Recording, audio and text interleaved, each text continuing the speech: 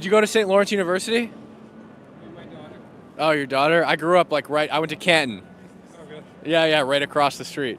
Beautiful. Yeah, man. It is, yeah.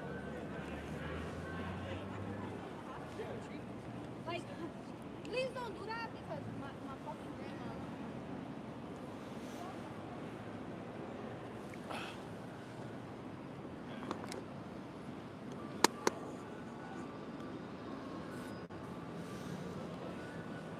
Oh, my back hurts so bad, guys.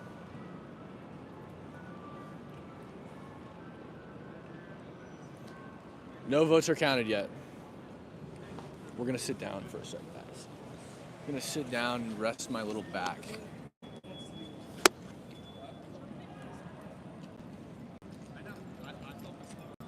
Guys, go vote for me, guys. Vote for me. Vote for me, guys. Right, Cam Higby. Everybody go to the polls right now and write in Cam Higby. We can win. Cam Higby. We can win.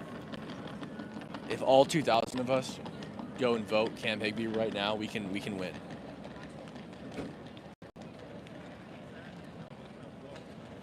Yep.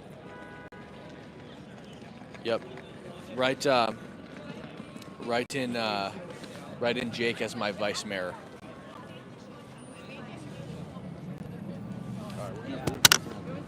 I'm getting old, yeah, it's true. My back is like, I need a chiropractor. I need a chiropractor in the worst way possible.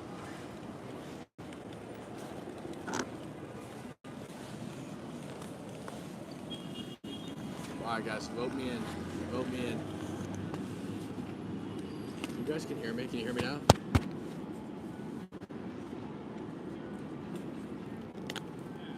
James, I'm over here running a more successful mayoral campaign than Curtis Sliwa right now. We're all gonna vote. We're all gonna vote Cam Higby, and we'll be more successful than Sliwa. I believe that. I definitely believe that. They're saying Cam and James, you're gonna be my vice mayor. My what do they call it? My deputy mayor? I don't know. We got somebody's happy over here. Yes! Yes! Yes! Spank that ass! Yes! Woo! No idea what we're so happy about, but there we go. Spank that ass, I guess. I had no clue what half of what I see in New York City. I know. I was gonna ask her what she was so happy about, and then I realized she was a meth head, and changed my mind right quick.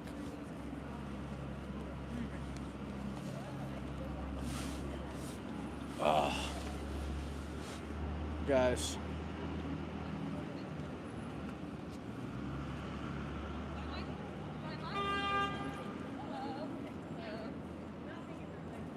I think I got it, man. I think I don't really think I got it.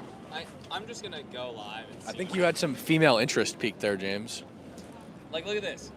I think I have it overloaded. Ledgero, thank you for $20 super chat. You think, bro? Look at this. This guy. I think it's just overloaded, dude. It's just not working. Maybe it's too heavy. Maybe try taking the battery off it. You really think it's too heavy? I think it might be too heavy. It just seems crazy to me. Try recalibrating it without the battery on it.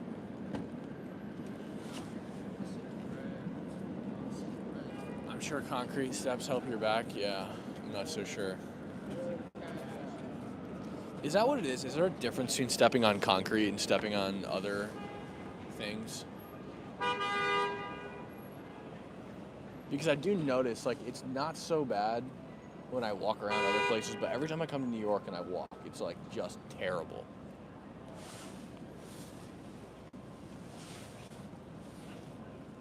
But, like, what do I normally walk on, though? Like, what am I normally walking on that's not concrete? Parking lots, like asphalt. Like, what else do I walk on? I guess buildings, but they're also just as hard as concrete. I don't, like, walk around in the dirt, though. That's the thing. I don't really walk in grass. I mean, who walks in grass?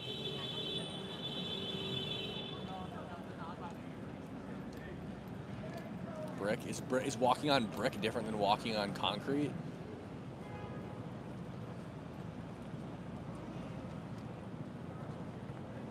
Get shoe inserts? I have like Walmart shoes. I'm trying not to throw my back out here. I don't even touch grass, guys.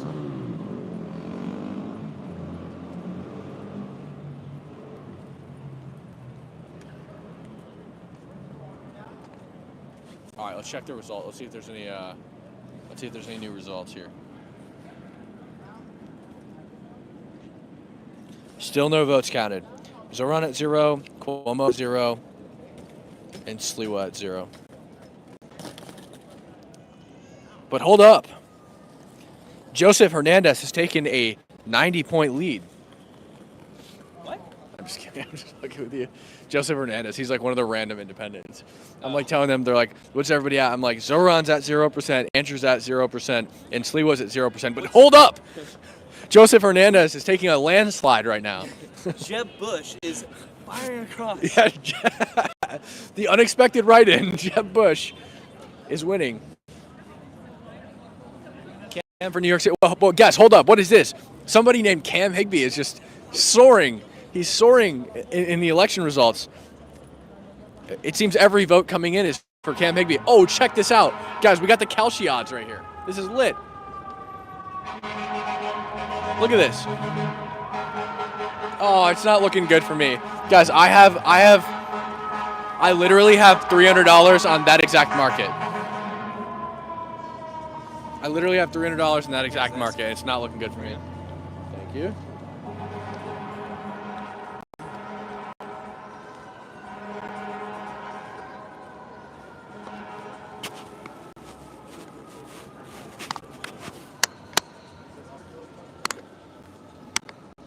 They made Cuomo red. Let's go. Moment of truth? Moment of truth? What do you think? Is it working? Do I have it? I think that battery's still gonna mess it up. No. Well, if it does, I'll take it off. Is it live? You live? Dude, it looks. What up, James Chat? Cam Chat, say hi to James Chat. Oh my God! Look. Our chats are kissing, I think. All right, man. I'll see if it works. All right. I'll see if it works. Let's check it out.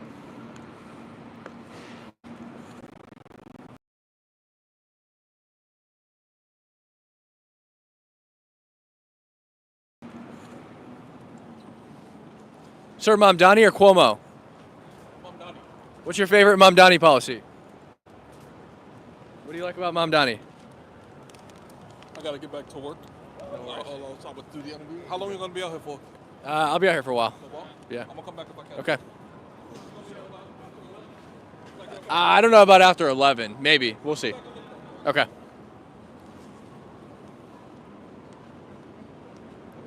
Oh God. They're saying The deport. charger's never working. Yeah, you're gonna have to run without it. That's fine.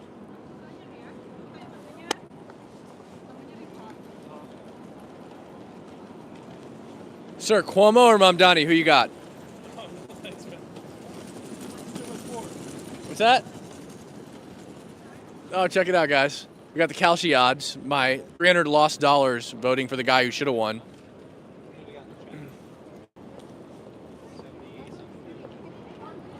Look at this, guys. Kalshi. Oh, it's not Kalshi anymore.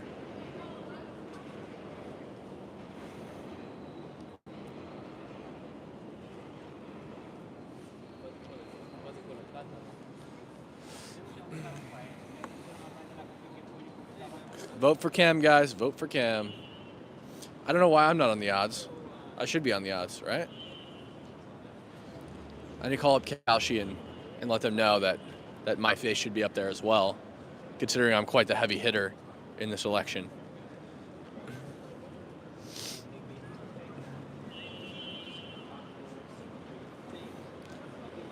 New York City. What up, James Chat? What's going on, dude? James Chat, say hi to my chat. You guys say hi to Cam Higbee's chat. Cam Higbee Chat, say hi to James Audio Chat. good? Hey, you guys, let me know if audio's good in the comments. What's going on? What's going on? Chat, say hi to We're gonna- Cam's chat. Cam's Chats, say hi to each other, become acquainted with each other, chats. They're actually doing it. We're having a good time out here, you guys. It might be a brutal day, but we'll see. Might be. Hey, go ahead and hit that like button. Yeah, guys, like my life too. Really appreciate it. I can't actually see him leave the tread. But go ahead and smash that like button. Share the stream. Ma'am, who we got? Mom Donnie or Cuomo? You got somebody. Come on. Smash that. Ma'am, who you got? Cuomo or Mom Donnie? None?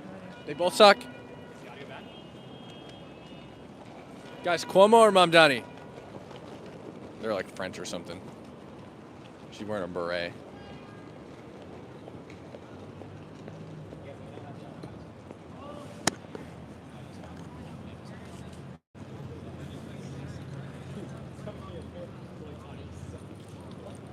Boys, who you got? Cuomo or Mom Donnie?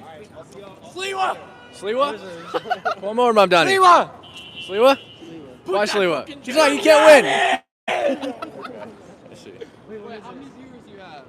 2,000, 1,600? Oi, Let's see. I can't see. I'm blind. I got a What Twitter is notification it? now. Sliwa took bullets for us. It can't be Sliwa, bro. He's not. He can't win. not gonna win. You're gonna get a commie. You're gonna get a commie in office. Dude, Yeah. who are you? Me? Yeah, tell us. I'm not a commie, that's for sure. Fuck Mom Donnie. Go tell him Yeah. yourself. My dick. Go tell him. You should run. I should. That's what I'm You saying. should run. And they already said that. They're already voting for me. I've already got votes in. I've already got read-in votes. MySpace, yeah. Yeah. We have 1,700 people on MySpace right now. Yep. Let me guess. You're a Mom Donnie, huh? He did. I watched him vote for Mom Donnie. He did. Beef. Fight for the stream. Fight for the stream.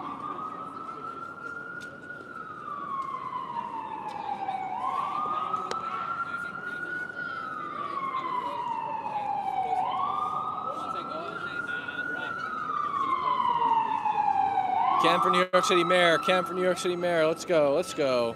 We're running a more successful campaign than Sliwa right now.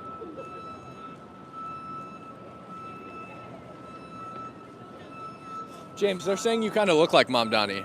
Me? Dude, that's such an insult. That's so gnarly. Chat's words. Bear with me.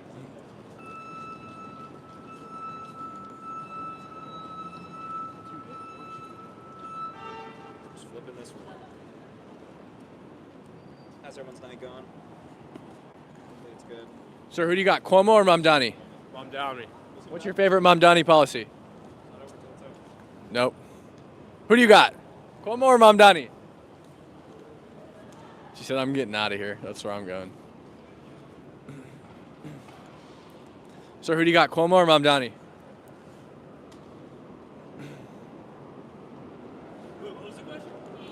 Cuomo or Mom Donnie? Cuomo, great comeback. Cuomo, let's go. Why Cuomo? No commies, right? Of course. There we go. Dude, every time I do a stream, I screw up on this somehow. This spot is dead for now, guys, but it'll get better. Trust. Trust and believe. Plus, we're waiting for James, who's struggling with technology at the time. James just doesn't know what he's doing. No. I gotta tie my shoes, guys. I'll get it figured out. Hold on.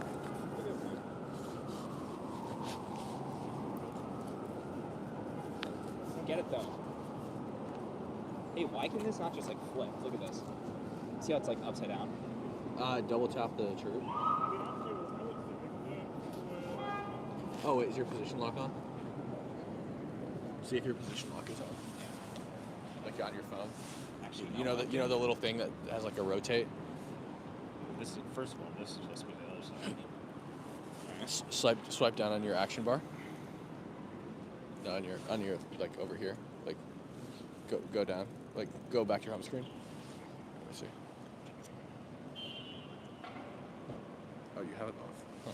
I don't know that. You might have to flip it around though. Tommy 2028 guys. TKO Tommy for Mayor of New York City. What do we think? Is he in there? He was earlier actually. Tommy was in. Yeah, Tommy was in here, Nick was in here, Rebel, everyone was in here earlier. Anyways, everybody that just got in, I'm once again having fun with this. James would just be better off using his hand at this point. Look, this is how it's supposed to be. It's supposed to be like this. Yep. You know? Excuse me, miss. You got Zoran? Cuomo or Mamdani? Who we doing? I'm not sure. Not sure. Yeah, I'm not really sure. Did you vote? I haven't voted. Okay. Where do you think it's gonna go? Like, what direction do you think it's gonna go? If you were to guess. If I were to guess, I'm so yeah. No worries. But I think he's better. Guys, Cuomo or Mamdani? Good luck to you guys, huh?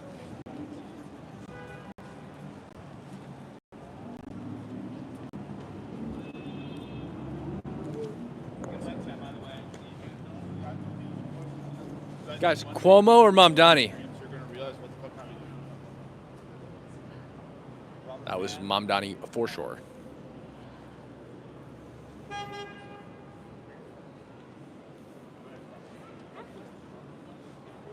right, I'm gonna walk this way for a second, guys. Let's see if we can get some people down here.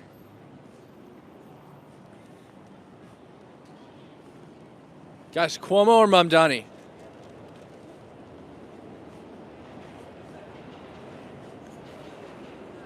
We're ditching James for a second.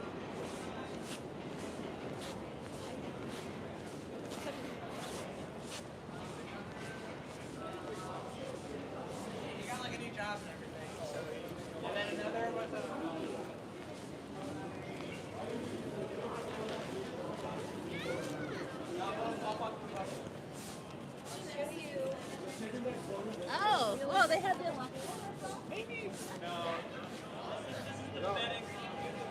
We got Kalshi in the back. Everybody's looking at the Kalshi.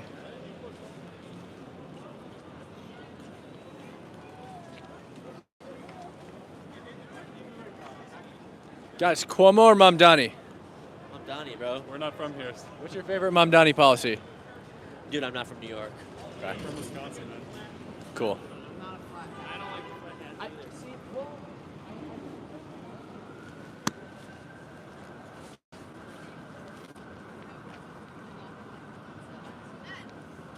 Hire her, then like her.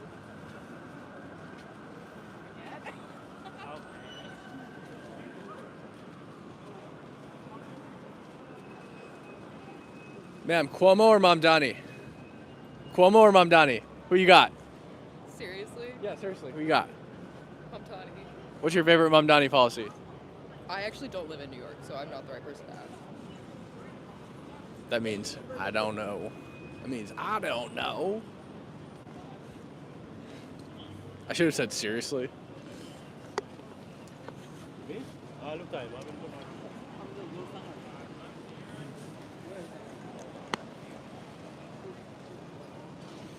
We knew where that was going. We knew immediately where that was going. It wasn't for Cuomo, that's for sure.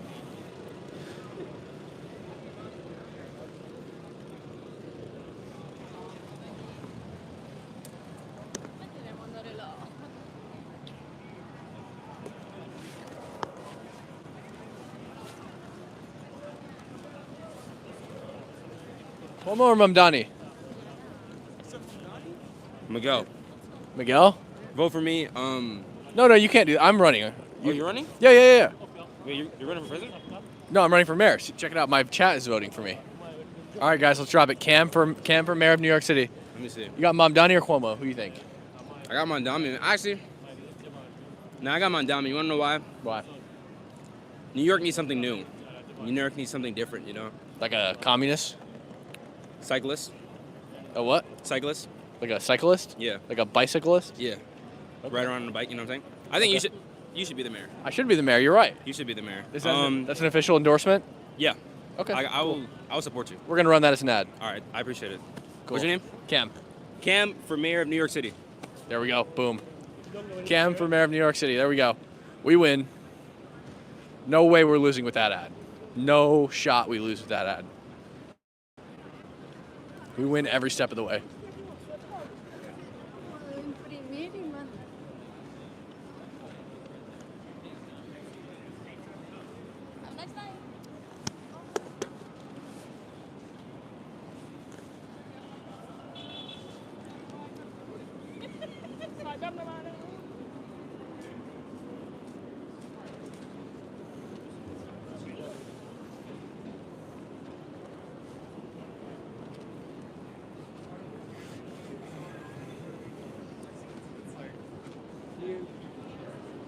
Oh, check it out. Just, sir, Cuomo or Mamdani? What you got? Dude, I love the answers where it's like, oh, it's people love change, so it's gonna be really interesting. I just got one guy who said that. Can we do an 18-year-old next? Yeah, right. No, exactly. Exactly. Oh man. All right, I'm gonna rotate this way. This hasn't really. I don't know. It's not working. It's all right. Okay.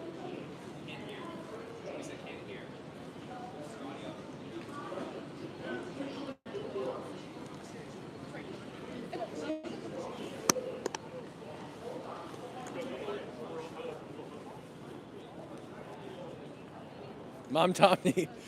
Let's go, Mom Tommy. Mom Tommy for mayor. TKO Mom Tommy. James is a Christian, I believe.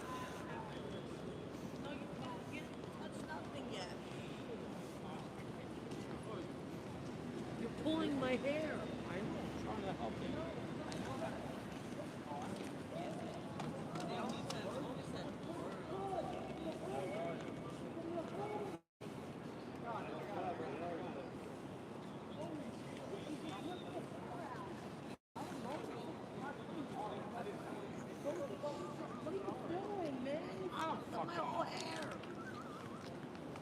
Psychopath.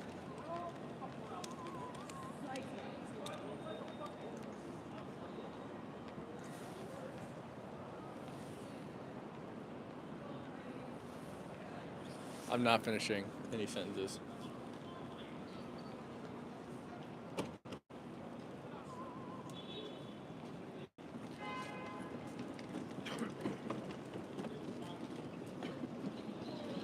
It was a whole thing, guys. There was like this whole thing.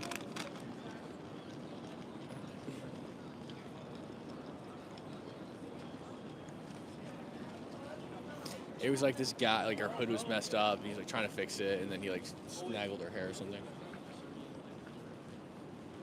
That run diners outside of federal agencies. These were all people that were feeling the impacts, not just of the government shutdown, but the decisions made by the Trump administration to scale back the federal workforce leading into the government shutdown and the other decisions made by the Trump administration. So there are certainly some good takeaways that Democrats can take from what we saw here tonight in Virginia in terms of economic messaging, kitchen table issues, avoiding getting too far into the weeds in these cultural issues, which Spanberger's opponent, Winsome Sears Earle, really kind of made the hallmark of her campaign.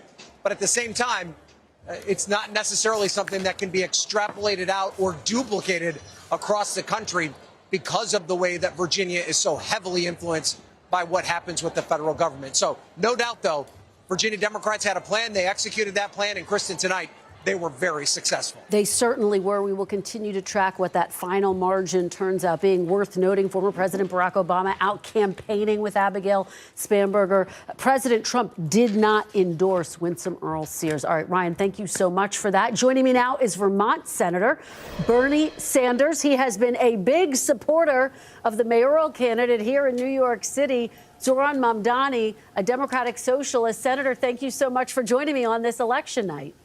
My pleasure. So let's just set the scene. Polls close in just under an hour now in New York. How are you feeling? You think that Mr. Mamdani is going to pull it out tonight? Well, as I understand it, the turnout is extraordinary.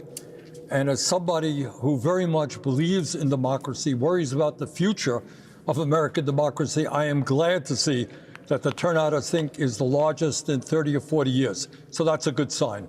My question for you, Senator, if he is, in fact, successful tonight, what, if anything, can and should Democrats nationally take from his victory? We just called Virginia for Abigail Spanberger for the governor's race.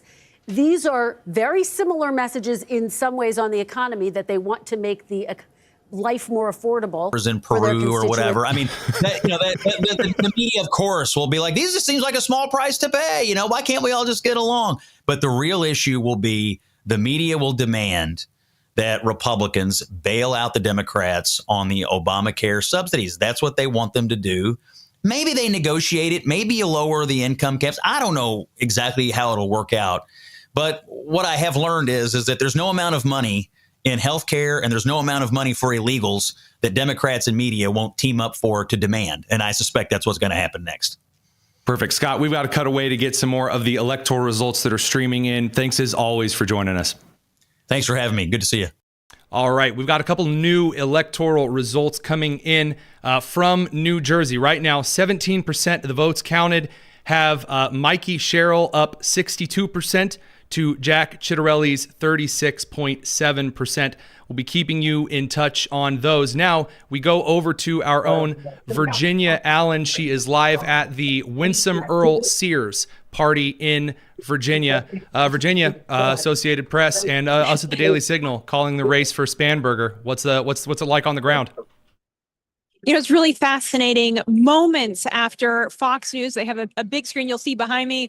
Moments after Fox News put up on their screen that Spanberger had been declared the winner, there was a couple boos from the crowd, but quite frankly, Tony, people here didn't seem that surprised, and they carried on chatting with their evening. The crowd behind me seems overall pretty positive. They're pleased to be here. People have drinks in their hands. They're chatting it up. They're waiting for Winsome Earl Sears to come out on stage and address them. But I've been fascinated that the night has not really changed tone, which I think is telling that a lot of people, a lot of the GOP entered tonight very aware of polling data that show that Spanberger had a significant lead over Winsome Earl Sears going into tonight. So folks here, quite frankly, don't seem that shocked. There's two questions that a lot of people have right now regarding the Virginia elections. First and foremost, obviously there is the Jay Jones, Jason Miyares Attorney General race that is still too close to call. It's within, I think it's 735,000 to 709,000 right now. Jay Jones still in the lead, 42% of the votes counted according to the Associated Press estimates. The other question that I had, because that was on the other side of the state, right? They hosted. That was in Virginia Beach. I'm in Leesburg. It's about a 3.5-hour drive to Jason Miyares' party. Right. So no chance to pop between them. What's the conversation behind you though about the Attorney General race? You have to assume that's where people are going.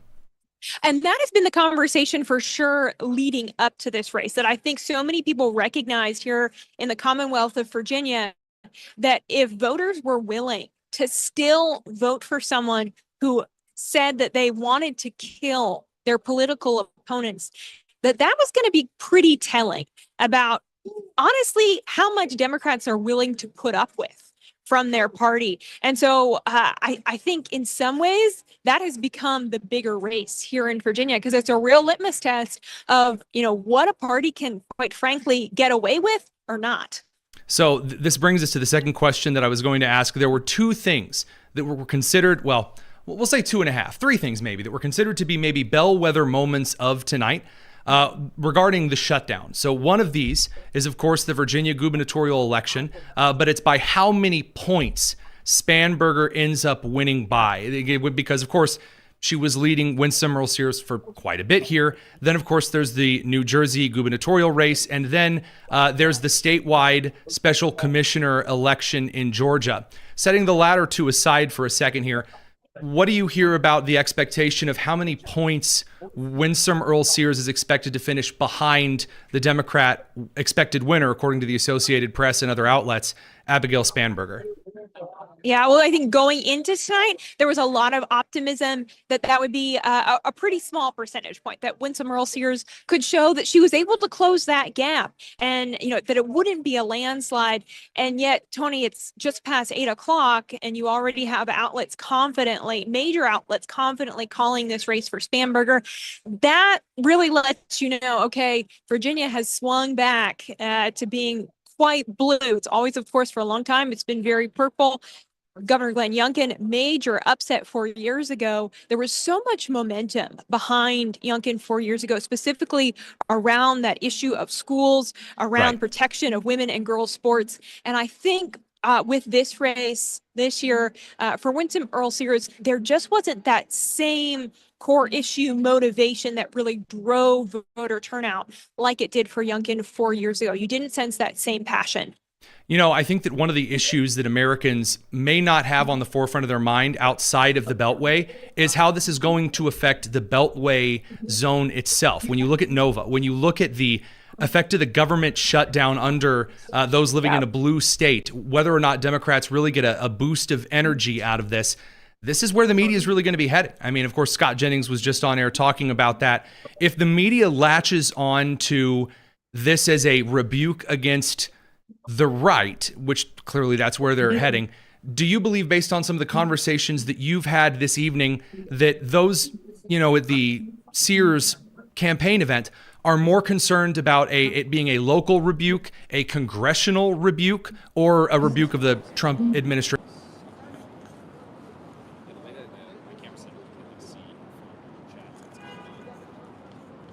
Amen. Bro, who you got? Cuomo or Mamdani?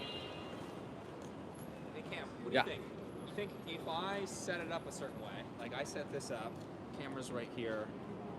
If I set it up where it was like basically flipped, so I could do everything, you know, charge it and everything, I need it to be basically completely not like vertical, not like horizontal. The screen doesn't have that thing in it. I need like the bottom of the screen to be up here.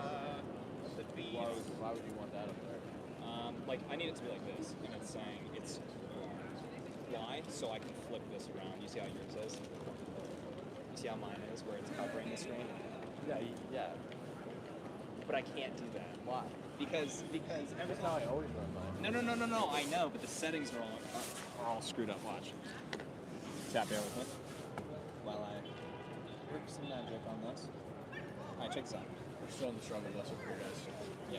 All right, so check this out, right? Yep. So I have it like this. I'm gonna go ahead and turn it like this. Yep. And then I'm going to. They should vote for Mikey Sherrill, Kristen.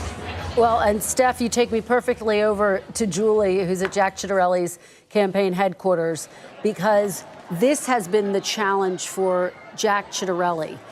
He has, in some instances, embraced President Trump. He has not campaigned with President Trump, even though there were some telecalls that took place in the closing hours of this campaign. And this is really the first referendum on how voters feel about President Trump, clearly looming large over this race in New Jersey, Julie.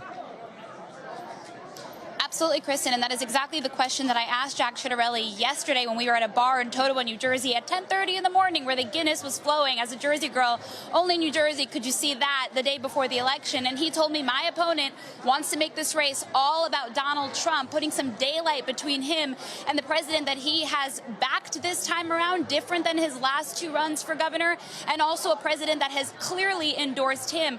The issues, as Stephanie laid out, are affordability. New Jersey has some of the highest property taxes in the country. I heard that from voters on both sides of the aisle, both Democrats and Republicans, telling me they love New Jersey, but they feel like they are getting priced out. They might have to move because they can't afford to live here.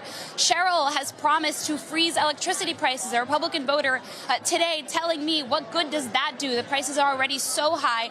But certainly Ciattarelli feeling like he can ride in some ways the president's coattails. As you heard Steve Kornacki lay out all night, Trump was able to really eat into the margins as far as blue states goes in New Jersey, probably the most of any. You see the energy in the room behind me. The polls just closed. They just started letting people in here. There are a lot of MAGA hats. There are a lot of Make New Jersey Great Again hats. Ciattarelli's campaign feeling positive, but today is all about turnout for him. Not only in Somerset County, where I am right now, also in Ocean County, a red county, as you heard Steve talking about there, but also Passaic. That's where I was yesterday, talking to primarily Latino voters, where Ciattarelli has focused a large portion of his time during this campaign, knowing that he needs to win over those voters, just like the president did in November, in order to have a shot at winning this race. One of the advantages that Ciattarelli has here, similar to Spanberger in Virginia, he can present himself as the change candidate. Phil Murphy has been in office for 2 terms. Ciattarelli can say that Sherrill will be a continuation of that, and hopefully in his mind, he'll win tonight because of it. All right, Julie Sirkin, thank you so much. We'll continue to check back in with you throughout the night. Let's get back to NBC News Chief Data Analyst Steve Kornacki, who has some new insights into the results so far in New Jersey, and Republican Jack Ciattarelli. What do you have, Steve? Okay, so what we have, Kristen, is a quarter of the vote statewide, and you're looking at this and you're saying, wow, Mikey Sherrill is absolutely clobbering Jack Ciattarelli. Well, what we don't have yet anywhere in the state are the returns for votes that were cast today at the polls, which we expect to be more Republican friendly than the votes that were cast by mail or that were cast early in the early voting process. So what's been reported out in these counties is some combination of the vote by mail, which we know to be generally a very Democratic favorable type of vote, and early in person. So essentially what you're seeing here is the best that it's going to be for Mikey Sherrill in the counties that have reported so far. So I'll give you an example. Take a look down here. This is Burlington County. So you're talking about, it's geographically big, but a lot of the population is sort of along the Delaware River in here, outside of Philadelphia, Philadelphia suburbs, bedroom communities. Okay,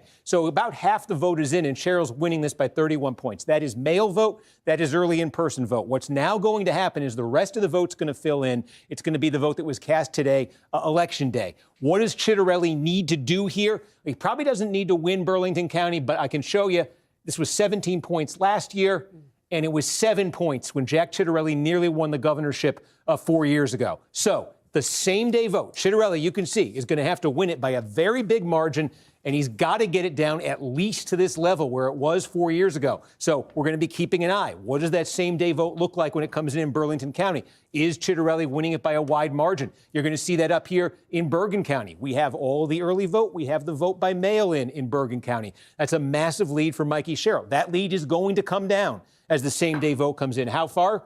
Well, it was a 3-point race in the presidential race last year. This is a county, if Jack Chitterelli is going to have a chance tonight, I think he wants this county to be red by the end of the night. So again, as that same day vote comes in, he's got to win it by a big margin, and I think that's the benchmark for him right there.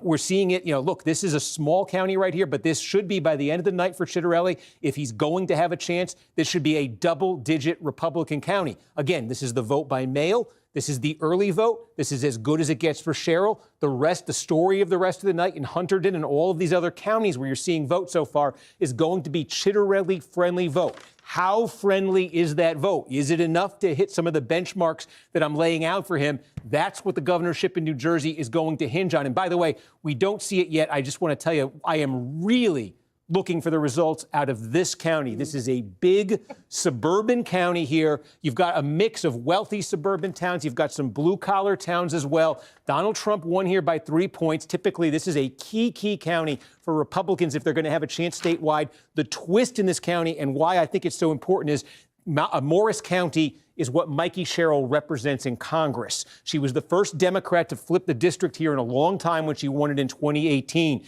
Is she getting an overperformance in her incredibly crucial home county tonight? Because this is one where Chitterelli cannot afford to underperform. And Steve, just very quickly, just to remind people, this is the third time Jack Chitterelli has run for governor. Last time he got within inches, 3 points. But he's got to outperform what he did last. Last time he had a fairly strong showing, but it's got to be even stronger than that. Yeah, and what's interesting, Kristen, is, I'll put them both up here side by side so you can see. Donald Trump lost this state by about 6 points last year, and that was for Trump, that was a big improvement from 2020. And as you mentioned, Chitterelli only lost it by 3 points. The one thing to keep in mind is they did this with completely different coalitions. Okay, so I was just talking about, Morris County, Somerset County, Morris County, places like this. Chitterelli was getting big improvements over Trump. And then Trump the bottom fell out for Trump last year. Trump made his gains in the urban, non-white parts of New Jersey. Between those two coalitions, the suburbs where Chitterelli did well and the cities where Trump did well, there's a winning coalition for Republicans if you can combine them. That is elusive. That's been elusive for Republicans in modern times. If Chitterelli could pull that off tonight, he would win. All right. We will check back in with you in just a few minutes, Steve. But now we do want to turn to our next guest. Joining me now is New York Representative and House Minority Leader Hakeem Jeffries. Leader Jeffries, thank you so much for joining us on this election night. Good evening. Great to be with you. It's great to have you. I'm here with my colleague, Hallie Jackson. We've got a couple of questions for you. We have to start in your home city right here of New York. You did, in the home stretch, endorse the Democratic nominee, Zohran Mamdani. As you know, President Trump endorsed Andrew Cuomo. Or how many times President Trump calls me otherwise. Yeah, explain the difference. What is the difference between a Democrat, a democratic socialist, and a communist? Well, by the way, for those of you out there who do in fact know that there's no difference at all realistically between a very heavy scale socialist and a communist. I mean, this should be just like a alarm bell kind of moment for Mamdani. And if you think he's going to define the difference between a socialist and a communist here, you must have started drinking before the New York City polls close. I'm a democratic socialist who's also a Democrat. Right. And when I say I'm a democratic socialist, I explain it in the words of Dr. King from decades ago, who said that call it democracy or call it democratic socialism, there must be a better distribution of wealth for all of God's children in this country. Right. And what I actually find is that when you're speaking to New Yorkers, they ask you less how you describe your politics and more whether there's room for them in that politics. There New you Yorkers go. are asking there you me, go. So the answer isn't there's a difference between communism and democratic socialism, because, by the way, if you go to these rallies, when I was at the DNC in 2024 and I accidentally found myself leading all of the pro-Palestine democratic socialist marches, I got to talk to a couple of the awkwardly leather-clad communists. And after they were done, sweating in the beautiful Chicago sun, there was nothing at all differentiating themselves between communist and socialist. And you say, why do I say that? Well, because socialists who are trying to distance themselves from communists normally don't sing the Soviet anthem while wearing the hammer and sickle pin. I mean, just, if you're trying to get out there and differentiate yourself, this is also spilled over into the media. I would say, again, in a really transparently awkward way. This over on CNN, the debate over the dog whistle. If you call someone communist, it's a dog whistle, apparently. Here was this debate. When you put in communist and, yes, communist policies, that's what Zohran Mamdani is talking about. He's not a communist. It never Democratic works. Socialist. He says he's a democratic socialist. I can't tell what the difference is. Well, he can describe Explain what the difference is. He can describe the differences for you. The socialism is not the same basis of communism in this country. You know that quite well. The man wants to create government-run grocery stores. He wants free transportation, both of which are impossible to do. Because how that communism is a trigger word to try to undermine all of his policies. He's not a. He says he's. I don't need to undermine his policies. His policies undermine himself. Well, because they've never worked. Here's all I want him to do. Tell me where they've ever worked. They've never worked. He knows that. I knows that. But what he's trying to do is promise everybody something that they can't have. And the truth is there is no free lunch, just like there's no free bus. Because you know what happens when you have a free bus? There's nobody there to fix it or to drive it. He knows that. I know that. You know that. America does know it. And it's unfortunate that the city of New York, my former home city, is probably going to have to go through this. Here's the issue, though. I agree with everything he said, and he said it masterfully. However, as long as the right is taking the time just to say, not this guy, not the Democrat, not the communist, not the socialist, that's not enough to drive an election. It's just not. It is no longer enough for the right to say, okay, we're in power, but also just not the left. There needs to be an answer for where it is that we're going. There needs to be an answer for where it is that we are actually effectively going forward. And right now, I'm not seeing from any of the campaigns here. I mean, Jack Ciattarelli, credit where credit is due. He did that more so than many of the other candidates at various levels in this race, but it just doesn't seem to have been enough. And now the Associated Press is prepared to call, I'm getting, from the Decision Desk, not the Associated Press yet, leaning towards calling the Virginia Attorney General race for Jay Jones. The Associated Press has not yet called the race. It is 1 million votes for Jay Jones, with 58% of the votes counted, to the 966,000 for Jason Miyares. Now, if we are actually starting to see a pretty widespread victory night for Democrats, Kurt Schlichter is actually messaging me at the moment from townhall.com. We're going to have him on later. He has far more colorful words to describe this. I want to actually pitch it over to Victor Davis Hanson, because his understanding of how we're actually going to see this not only carried through for New York, not only, of course, for New Jersey and Virginia, but also across the country over into California and Gavin Newsom's efforts, that's going to be a far better angle at how we're going to be able to really move into 2026 with this. So don't go anywhere. We've got a lot. We're going to be back with Victor Davis Hanson in just a second. It's the Tony Kinnett Cast here on the Daily Signal, nationally syndicated first on 93 WIBC.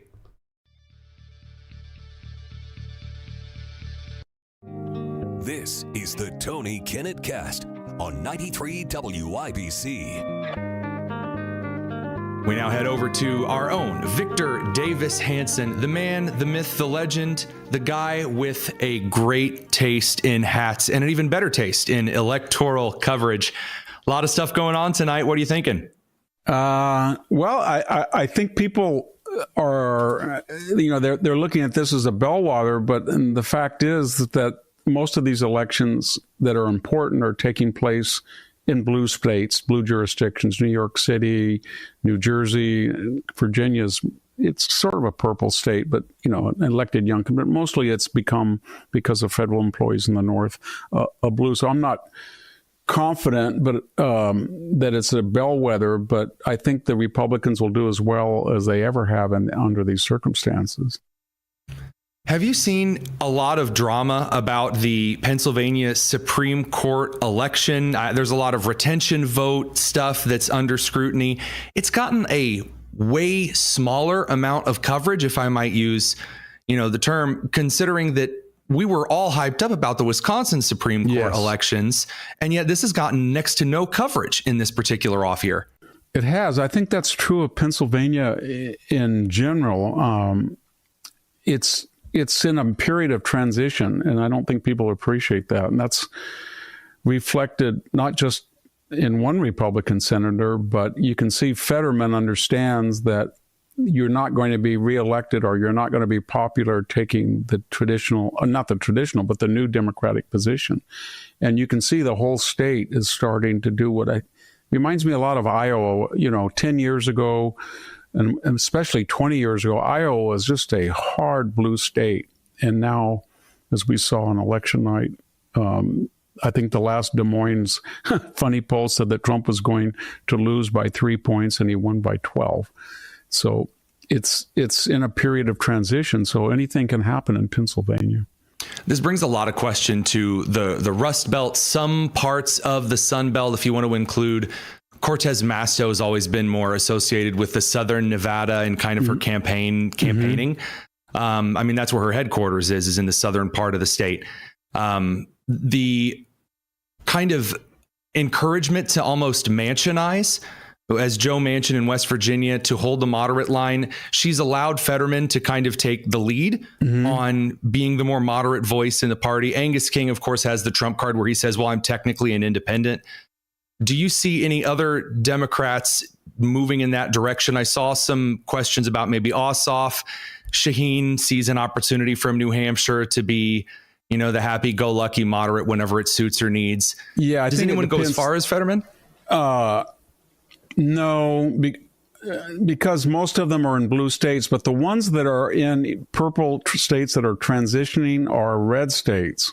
And as in the case of Georgia, and they look at their own past elections as aberrations, and they're worried about the direction of the trajectory of the Democratic Party. Yeah, and there's about two or three of them. But I'm in California, so right now, we have this Prop 50 up tonight, and it's just been millions of dollars have been yes on 50. Let's gerrymander a gerrymandered system already. So we're going to go from 9 out of 52 congressional seats, probably down to 4 or 5.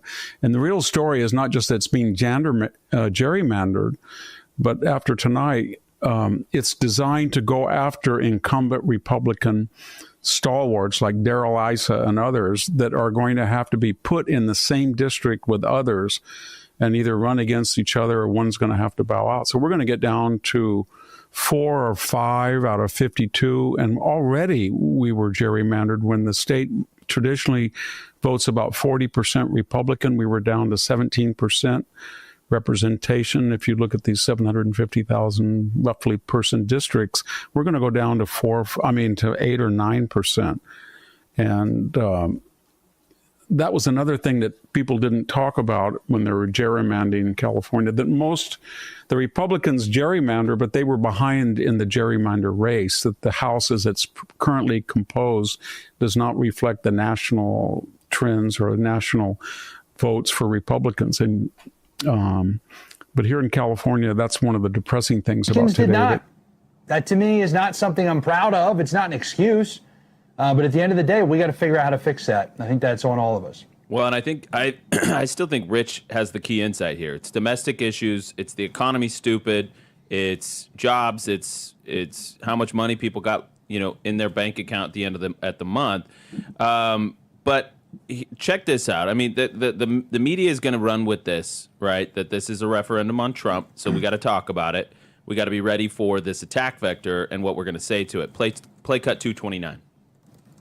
Virginia. Different story in New Jersey, which we'll talk about later, where there are some very specific issues specific to New Jersey. In Virginia, this is a little bit more of a referendum on Donald Trump and the federal government. And right now, with 26% in, you're seeing a fairly significant lead, a 10-point lead for Abigail Spanberger. So, Jack, this is going to be a referendum on Trump media narrative. Right, this is a referendum on Trump media narrative.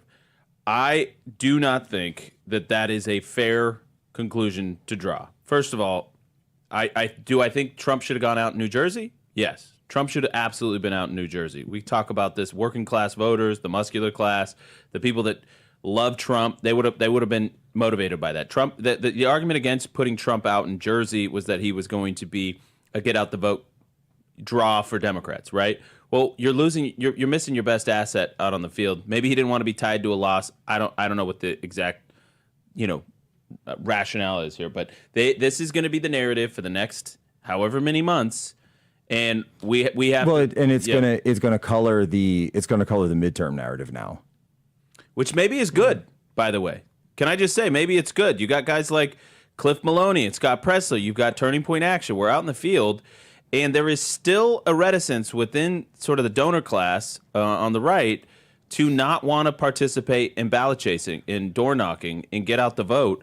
And that's the infrastructure piece that we have to make sure is robust if we're going to compete, especially in off-cycle elections. Again, my hope is that we're going to be able to make up the delta in a presidential election year. But that's a hope and a prayer. We have to actually do the work and build the machine if we're gonna get there. We have Blake Neff joining us again here. Risk your political career to expel someone who sexually harassed you. If Either way, do you think the bus thing is going to help people? Like, I don't think a lot of this stuff is going to happen, but I like that New Yorkers are really rallying for someone more outspoken because it'll lead us into better things in the future. How do you know? These are the policies. Hitler was very outspoken. That didn't lead to good things. Outspoken in the best way. No genocide, guys. I mean, I don't think Mamdani is going to persecute Jews. So. Well, no, I'm just saying you're saying he's saying going to persecute Jewish people. Maybe a little bit. Yeah. I mean, you're just saying he's outspoken, therefore he's going to do good things. But Hitler was outspoken. Stalin was outspoken. Mao. Martin Luther King, Malcolm X. Very outspoken people. Look at Malcolm those X, polls, not though. very good It comes out at midnight. He's 94%. Those aren't polls. That's a betting odd. Yeah, that's Cal Sheep. Hey, everyone still thinks he's going to win. I voted for him. Everyone I know voted for him. Did you vote? How long I don't live here. I don't live in New York City. I lived in New York. I lived in New York State my whole life. Bro? New York State? I lived in New York State my whole life. Yeah. Yo, fuck upstate. Y'all niggas are pussies. The fuck, the city's where it's at. We're upstate.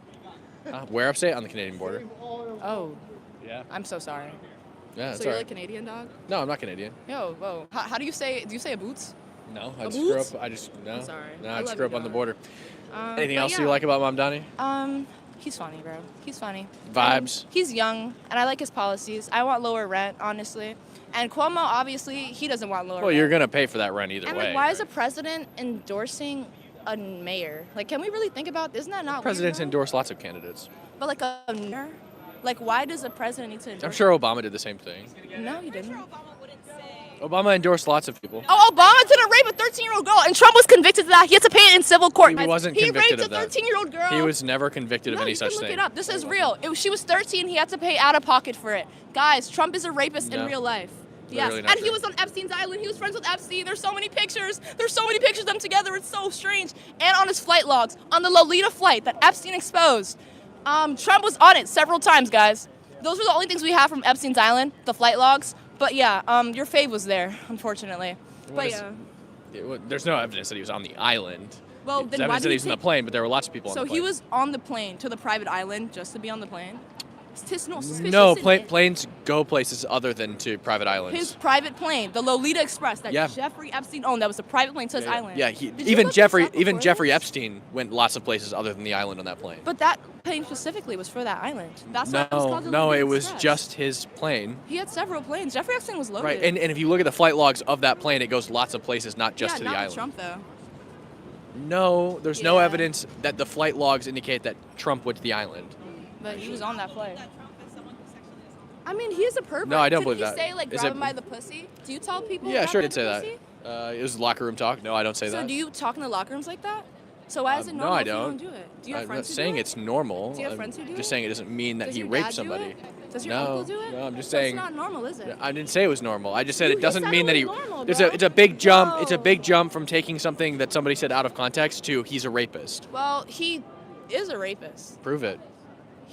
I'll look this up right now. Okay. Hold on. Also, I'm pretty sure Obama didn't say you have to vote for this person. Yeah. No, well, Trump didn't say that either. No, he Trump said not, endorsed he said he would Cuomo. not. He said he would withhold funding. That's fucking crazy. Exactly. He didn't say he would withhold funding Yes, if Mom he Donnie did. won. He did. So 28 women had alleged, and Okay, only now show one me of where it's them proven. Oh, a couple of them have achieved. Multiple have retracted. I wonder why. But where is it proven? Yeah.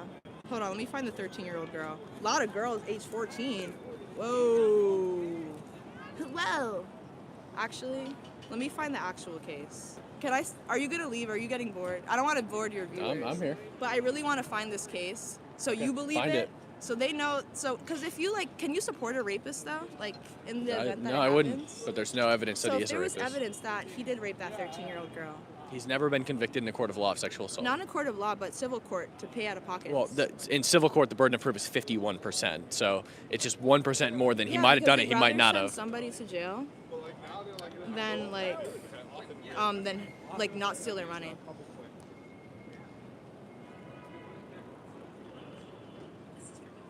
Oh, here's the lawsuit. She was 13. She Yeah. sued, and she was older when she sued, and she won the case because there was evidence.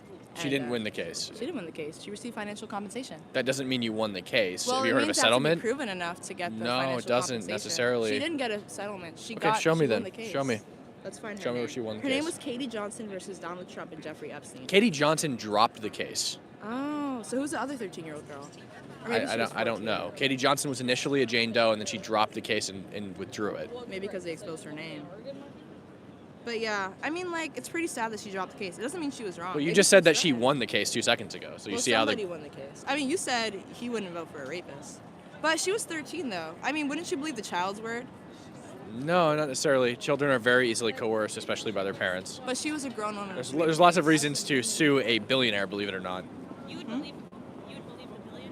Yeah. Well, it depends on what the evidence is, and it happens in this case there was none. I mean, how would you prove right? rape? There's in lots the of. moment? Well, first of all, you report it. Second of all, you go to the doctors and you get a rape kit let's done. think about it, right? Trump, the multimillionaire, Yeah. and the 13-year-old girl who just Yeah. got raped, probably took a shower after, comes out years later, says she was raped. What evidence is there other than her word and his word? And then in that, material in that- witnesses, who was time in and the room watching her place. get raped? Anybody who could account for his time and place or her time and place. So, the yeah, people exactly. listed in the lawsuit is what I'm hearing. Okay, so tell me who are the people listed in the lawsuit. Let's Again, find out, but- again, if you get raped, you should get a rape kit done. Yeah, but not immediately. And do you know how rape kits are done? Do you know what it takes to get a rape kit? Do you know how long it takes to get a rape kit? Rape kits do I'm gonna not tell take y'all right long. now. Don't grab the mic. Oh, don't my grab bad. the mic. It takes, when you get a rape kit, you have to get it within 24 hours. Yes. So if you've ever been raped, it's very traumatic. You usually want to shower after being assaulted. It's also very painful getting raped, in case you didn't know. There's a lot of bleeding. Well, showering doesn't get the semen out of your vagina, so. Yes, it does. As a person with a vagina, I've washed semen out my pussy. There's and still yeah. gonna be trace amounts that a rape kit will Again, pick up. rape is very traumatic. So in the moment where you've been raped by this billionaire, and also this girl was being trafficked at the time. So, it was an occurrence for her. You're just saying a bunch of stuff with no evidence I mean, for what you're have you ever saying. been raped? Have you ever known who anyone's Why been is it raped? relevant? Yes, I have. Because I'm explaining to you how a rape kit works. I know and how a it rape goes. kit works. Again, I'm But saying what to you're you doing is the you're saying a bunch of logistics stuff with no evidence for what you're saying, and then when I prove you And wrong, so is he. you withdraw what you say, and then you so jump is to something he. else. Or you just keep interrupting me while I'm saying the shit that's happening. Again, No, I'm getting not. a rape kit is a You lot of just work. claimed that Most a women- girl won a lawsuit when that girl, in fact, withdrew her lawsuit. Well, at the time, I consensually. thought she won. But Well, honestly, the time was 5 minutes ago. the same thing, like 13 or 21 women have accused him of sexual assault. 32 women. Yeah, it doesn't surprise me. He's a all billionaire. lying. So, I mean, how much money do you have, and how many people have accused you of rapes because of Well, money? I don't have any money to get from me, right? And I don't assault people. But Trump does. But it happens that if you Didn't have he money, also people are going to walk be in more on, likely like, to this accuse you of teenage things. pageant? Like those teen girls who were No. like, yeah, he said Cite, it. cite He admitted evidence. it. Cite the Okay. evidence. Let's see. Hold on. Please don't say it's AI. I know it's real now. No, pull it up. There's no evidence that he said I walked in on a teen pageant. He said in Howard Stern that he went backstage during a pageant, but he had lots of pageants. So you have done that. I'll tell you the funniest is that I'll go backstage before a show. Yes. And everyone's getting dressed and Everyone's getting dressed. Yeah, backstage before a show and everyone's getting dressed. So, like, you're He getting never said it was a dressed. teenage show, and also he didn't But say he I went ran into. teen He said I didn't go into dressing rooms, right? Oh, he said I but- went but he said backstage. where everyone's getting dressed, Yeah, he so said I that's went implied. backstage, which by the way, backstage is where management belongs. You know what doesn't belong backstage? Getting naked, right? So if you don't want to be seen naked, don't get naked backstage. Get naked in the dressing room. So wouldn't he have supplied a place for them to get dressed out of the? Yeah, there's a dressing room at the pageants. So why weren't they in the dressing room? I don't know. You tell me. That sounds like their it choice, just not sounds his. like they weren't there. When you're in a pageant, especially, you would. Yeah, wanna it get sounds like dressed they made the somewhere choice not with, to change. Mirrors and Yeah. makeup and Yeah, clothes. exactly. 95%. Right. Everyone keep putting money on Memdani, please. Yeah, it seems like they made the choice to change backstage rather than it just change seems like you're in going the through dressing room. loops to prove that Trump is not a jumping pervert. through. It seems like you're jumping through loops.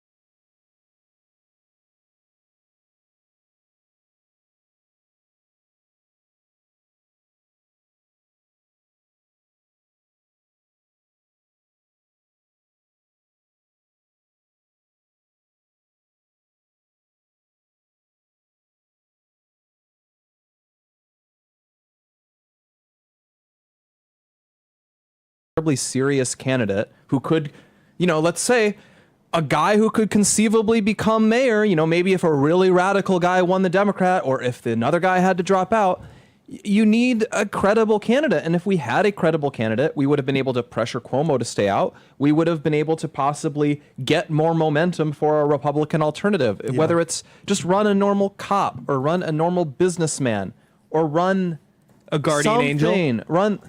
Well, but that's the thing. It's like a guy who we shouldn't be running a guy for mayor of the biggest city in America who looks like he's a character in a Teenage Mutant Ninja Turtles episode.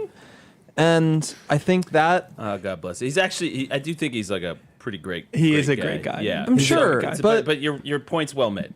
Yeah, he's had some crazy stuff. Yeah, and I love how to- every to- debate that would happen or a question they get, it would be like, they would answer it very normie, and then it gets Sliwa, and he's like, I was shut. Rape is super common. Not really, actually. But to claim that somebody's a rapist is a huge claim. I don't want. I want to speak to the people because I know this is like your platform. I know you can try to make money and this is your candidate. We have conversations, and we push back against people that have baseless claims. I mean, the claim is like I will never not believe she's a rapist. Like, you have no evidence is not. Well, it'd be your obligation. We can't prove a negative. Your obligation. You have no evidence he's not a rapist. He says rapist. We can't prove a negative. That guy is actually fucking crazy. At one of his interviews, like the preview. Wait, I'm sorry. Who are we talking about? I don't know his last name, John Harris. Like his first name's Howard, and he's like. Howard Stern? Oh, he's hilarious. I don't like Howard Stern. Really? No. Why do you like Howard? Oh, because I love Beetlejuice. Beetlejuice. Okay, so we can agree. I don't. Oh no, Beetlejuice makes me so sad. Why? I have a question. Did you vote for Trump? Of course I did. Yeah. I mean, it's okay if you don't believe. No shade. I can't be happy. Well, you didn't provide any evidence. With a white man? What are you? Like the same color as me. Like no one's.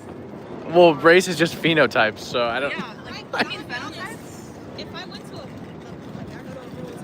Anyways, I love voguing. Purr. You guys just missed it, but he was voguing. But we're on the street end. Yeah, can you explain what just happened there for us? Oh, wait. You guys don't know what that is? Wait, are you guys from New York? Me? I'm from upstate. I mean, I know that. I'm from Southern California. What the fuck are you guys doing here? Oh, whoa, no borders, bro. Come on. No shade. Yeah, no, yeah, we're illegal immigrants. States. New York immigrant. We only I'm an American citizen, and I'm allowed to freely travel across. I mean, I didn't say you weren't. I just asked. I mean, it would be no shade even if you weren't. No, this is why they don't want. No, it would be shade. It would be shade. If he was an illegal, I'd be calling ICE on him right now, even though he is my friend. See, that's why I can't be having this conversation. James, would you call ICE on me if I was an illegal? Me? Yeah, would you call it on me if I was an illegal? Yes. Are we gonna call them illegal? Wait, can I See? get like a flick for the stamp thing? Can you take a selfie? You want to take a selfie to remember this moment? All right, guys, have me on. I love when you show up to. Sorry, I cruised over and I don't think I ruined it because you're. No, my stream died. Yeah, my phone died. No, you came at the exact right moment. They do the same thing. Yeah, they do the same thing in Portland, right? Is they get defensive and they say, "Whoa!" Like they become like nationalists, where like you're not allowed there anymore. Yeah, I know. I know. Yeah. So, dude, I'm in America. I'm literally allowed to be here. I absolutely. We probably definitely pay more in taxes. We have Oh, more for than a sure, right for to be sure, here. for sure. Exactly. Way more in taxes. Way more of a right to be here. But no, you guys, it's really funny. Whenever that happens, they'll say, "Oh, you voted for Trump? Wow, you're not allowed to be in this." Yeah, exactly. Hey, this, we're working on a stream. Cuomo to Mamdani.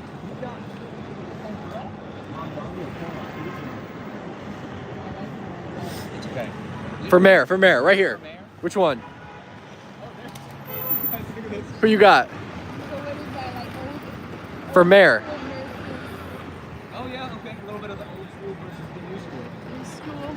That's a tough. One of them's a socialist. One of them allegedly is handsy. Oh, gee. Well,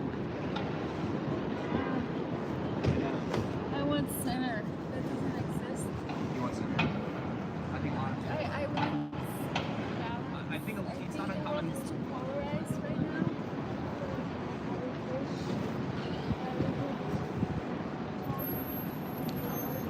Where are you from?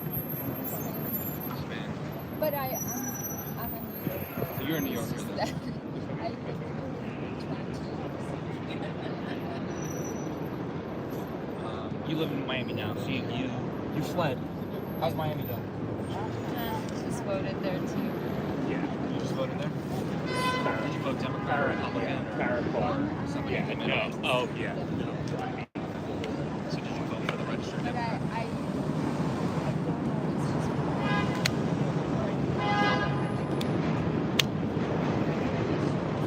I know, guys. I don't unplug the mics because the phone died.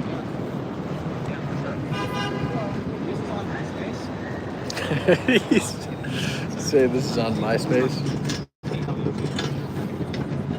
James is out here streaming on MySpace.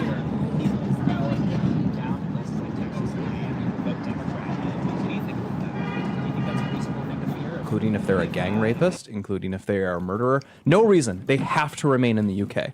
And, I kind of think the next step for Democrats is probably they will be like, let's find every rapist we can around the world and buy them a free plane ticket into America so that we can buy them a free home to live in. Yeah. That's basically what the level we're at. And by the way, let's just be really clear about things. I mean, the left wants open immigration, unfettered immigration, because they want to continually import voters.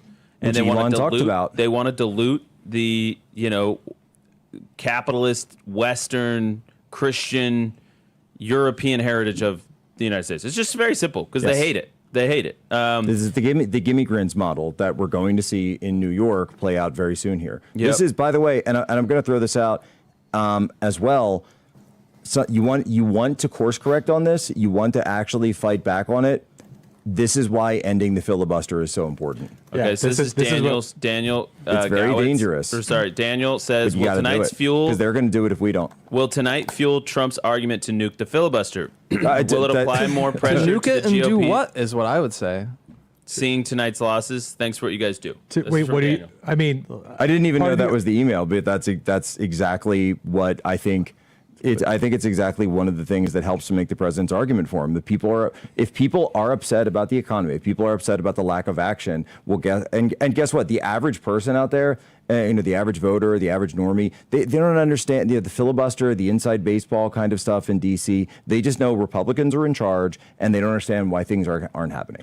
Look, the president led with this message today, knowing that we were heading into a bloodbath a little bit today. I mean, obviously, the president's team, have eyeballs and they see polling and they know how things are looking and their sentiment on the ground and the inside scoop from all the top campaigns.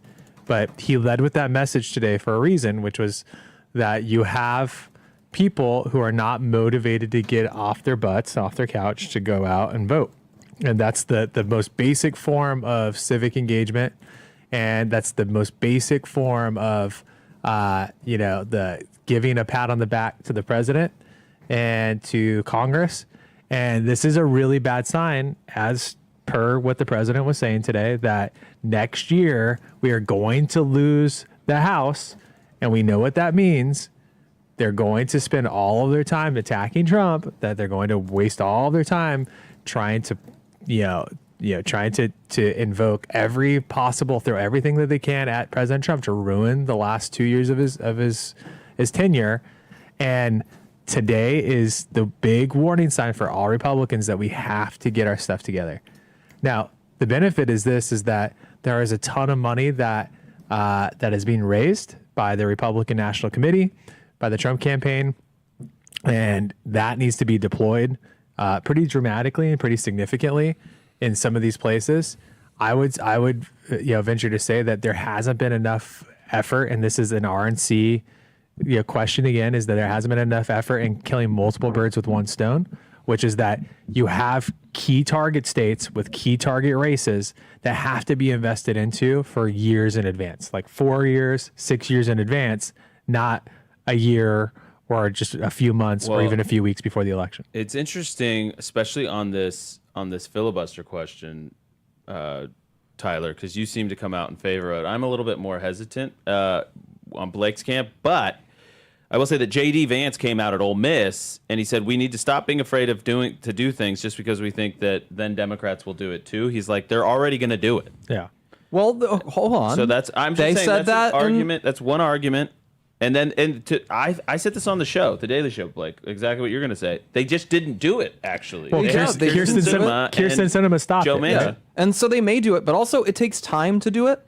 And you actually really do think in terms of just time that it takes. Yeah. And one of the reasons I'm so wary of us doing it now is we'll nuke it to end the shutdown, I guess, and that's it. Like, do we have a Republican Party that's ready to pass? Like, what you really need to pass, if you're going to nuke the filibuster, you need to actually change American immigration laws for real. Yeah. Change it so we're getting fewer legal immigrants. Yep. Remove all of that crap that they use to make it so easy to bring in, like these fake refugees. Yep. They, wave in asylum seekers. You have to blow all of that up. Yep. You have to be ready to do that. You have to be ready to claw away that like regulatory morass that the bureaucracy has been relying on to make America the way it is for these past few decades. If you are ready to do that, then by all means, kill the filibuster because you have something you're going to do. But I have this feeling that the only thing they're going to do with a nuked filibuster is reopen the government and refund SNAP. And then they'll, futz around for a year, lose the midterms, and then go, oh, well, now there's no filibuster. Democrats very much have an agenda they would like to execute as soon as they're in power. First votes are in for New York City. So check in with our audience at home. So this is your first look at New York City. New York City, Mamdani winning 51% of the vote so far. Cuomo at 39.7% and Sliwa at 8%. So you have a early indicator for some of these early votes that you expect that they're pre-tabulated going in. So this is like the polls just closed 3 minutes ago. So these are early tabulations that it does look like Republicans moved away from Sliwa towards Cuomo, which is a good indicator. With right now on the early vote, Cuomo only about 12 points behind. The question is that going to be enough with election day votes to make up with the tightness in the polls. So again, Staten Island went for Cuomo. So you have Staten Island, which is heavily the heaviest Republicans per capita within New York City.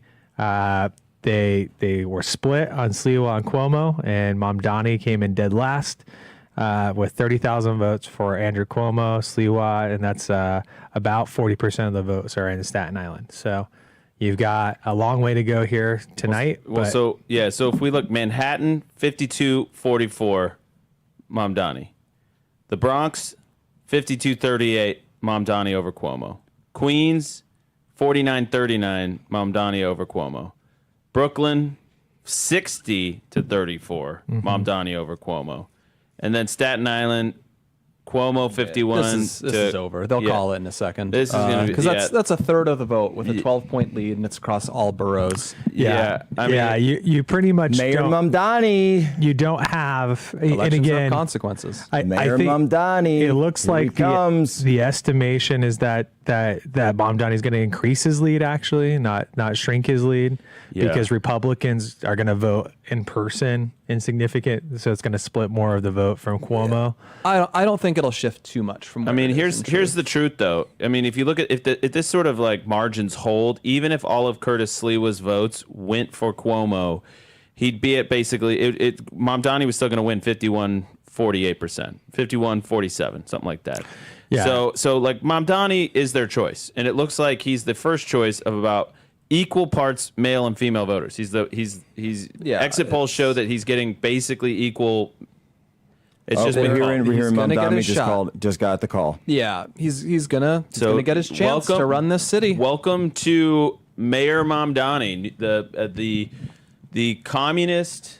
Let's just we don't need to oversell it. Like Democrat, socialist, fine, whatever he is.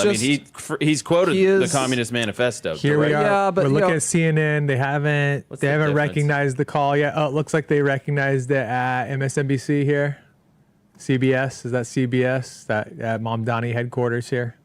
I mean, CBS says it's leaning, but they're not calling it yet. Honestly, it doesn't look like the line I would like to use for that we should mainstream is like he's a Fanonist. That Fanon guy, like he's a third worldist. He's a guy who he sees it as his political cause is sort of bringing down the West, to lay low and humiliate people that he thinks are the reason the places he came from weren't nice. So he wants to. That's why he's wants to tax white people. He wants to punish white people for the crime of ever being wealthier than the country he came from. And there are a lot of people who pointed out that this is not too dissimilar from some of Barack Obama's rhetoric in Dreams from My Father.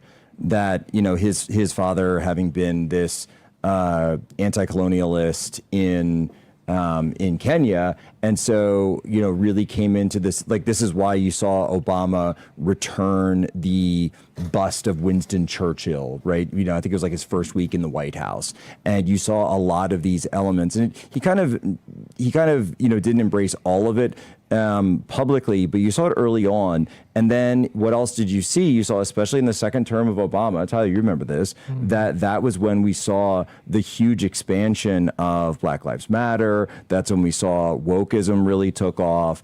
And a lot of it goes to this third worldism that Blake is talking about, where, and by the way, at the same time, Mamdani has a tweet up. It's right there on his account from 2020. I think it was the day the George Floyd video came out on May 29th, where he said, the Black and Brown Alliance will defeat white supremacy.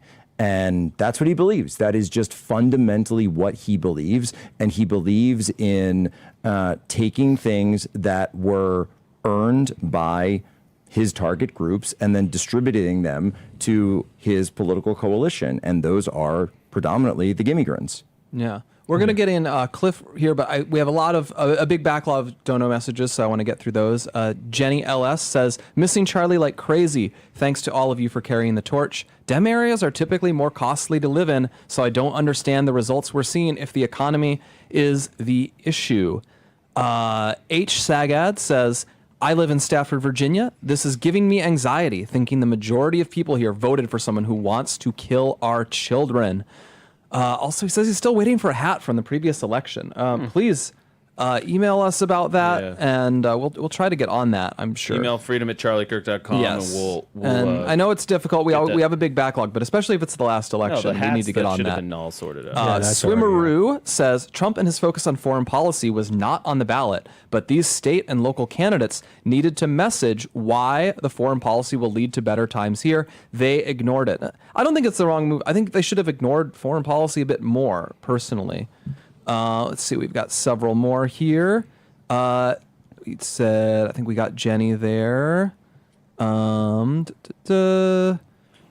got IROP. There's tons of talk about healthcare affordability. As a nurse, I'm curious if there's any talk about CMS reimbursement methods and the millions that hospitals are losing. I want to take on CMS reform. I don't know how big, like something like that direct would be. Yeah, we had Dr. Oz on today talking about healthcare, and it's basically, you go back to the fact that we're dealing with the ramifications, the hangover of COVID subsidies in our healthcare system, and Republicans are like, hey, there was an expiration date on these for a reason. You can't do this forever. It's totally a trap. You get people hooked on things, and then you vilify people who ever cut off the dole. And the end result of this is just a bankrupted country. Yeah, and by the way, this is a lesson for any future subsidies that people want to put out there. Even if it's in an emergency situation, you will be politically vilified if you ever stop the money, because the voters don't care. They don't feel in a personal way the deficit growing. They do feel it, but they don't connect the dots. They'll feel what happens at the end of it. Yeah, for sure. they do feel it, and they will feel it at the end, but they don't connect the dots. And so there's people that are thinking rationally about this that are trying to wave the alarm or ring the alarm bell and wave the flag, but voters in the short term just like, give me my benefits, give me my money. And so if you give it to them, you can never get it. You can never get it back. Cliff Maloney. We'll go back to this. Vicky gave $50. All right, Vicky deserves. So we need to thank Vicky for that one. Thank you very much. Hallie gave 10 and says Dems will be opening. I'm not sure. Slightly oddly worded, but it says they'll be happy. Oh yeah, I think they'll be opening Congress tomorrow. He's saying they'll end the shutdown now that they've got their wins. Of course. Yeah, I mean that's just. In the end, what I like to say is you can't be that mad at your opponent for just doing good political tactics. And the only counter is you have to do good political tactics yourself and try to win. If your opponent makes winning moves, they're just beating you. Politics in the end is just a harsh game. You play to win. Yeah. And Blake, let me jump in on that because I know I got cut off earlier. I think the system went down. Look, all I was saying was Democrats have no leader, they have no plan. But to them, this is a business, right? And so they're able to win these elections because they treat it as a business. And I got to ask you guys this question. Are you guys ready? Are you ready for the spiritual and the messaging battle that we are going to have? Mamdani is going to be the mayor. He is going to be the figurehead for the Democrats. You can compare him to Obama. I think that's a great comparison. But this is a self-avowed socialist who's going to fill the void for a party that has no leader. And as much as I get excited about the fact that we're finally going to be able to have real, honest discussions about free market capitalism versus socialism, it should scare the heck out of us. Because what if they win, right? What if they galvanize people? And I think that's going to be the real test to all of us, is to make sure that we can message correctly, that we can expose this type of role of government and thinking that that's what they're supposed to do in our lives. This, to me, is a direct threat to the idea of a constitutional republic. I mean that peacefully, of course, but we're going to have to win this battle. And it's going to take everybody on our side to push back, but we've got to be ready for this. This is not a joke anymore. America's financial capital is going to be run by a socialist. Are we ready to combat that? That's the question I'd ask the entire audience out there, because that's the challenge in front of us. Look, I'm just going to say it. I've said this again. This has been Mamdani's political strategy. It's been his political project from the start. You're going to see open season on white people in New York City. If you thought that there was a bad two-tiered system of justice before, you have no idea. You are going to see in New York City more Irina Zarutkas. You are going to see more of these violent criminals let out of jail, the Lumpenproll, as Karl Marx would call them. They will all U.S. swing states allegedly moved its servers and R&D operations to Belgrade, Serbia, where Venezuelan, Chinese, and Serbian engineers maintain administrative control. Servers in Belgrade are reportedly linked to Hawaii infrastructure in both Serbia and Hong Kong, raising serious U.S. national security concerns. The alleged Venezuelan Serbian Chinese network operates as a multi-layered system. Venezuela provides the political financial backbone through the Cartel de los Solos. China supplies technical and manufacturing support. Smartmatic originally developed in Venezuela during the 2003 recall election, which, by the way, we've sat around, we've complained about election fraud inside of Venezuela. Trump, it was a huge part of his, first term when he was talking about Venezuela. We went over that the other night. After entering the U.S. market in 2006 and acquiring Sequoia voting system, Venezuela-linked source code was reportedly embedded into U.S. election hardware. What does that mean? Well, that would mean that our current election voting systems and all of the issues that you guys are seeing over inside of New Jersey, Pennsylvania, New York, all of these places, California, whatever, is all going to be linked back to Venezuela. And it's kind of odd to me that right now we have the president of the United States and our national policy directed towards Venezuela going over and taking care of that. So let's keep going. Let's go back over and check for our election results update. So right now we have 51.2% so far of the votes that have came in. They say they have 38% in so far that's going over towards Mamdani. Now, what I would like to do is I would like to open this up for you guys. Mamdani has some pretty serious freaking policies that he's running for over inside of Venezuela. Or I'm sorry, not Venezuela, over inside of New York City. And those are going to have some pretty serious implications. Matt, can you open PA ballot counts? Yeah, I suppose I could go back and take a look at those. Let me open that up. Let me move this back to where it needs to belong. Oh, I don't have the link for that. Give me 1 sec. Let me grab that. Let's see what PA's got going on. Yes, I have absolutely no problem.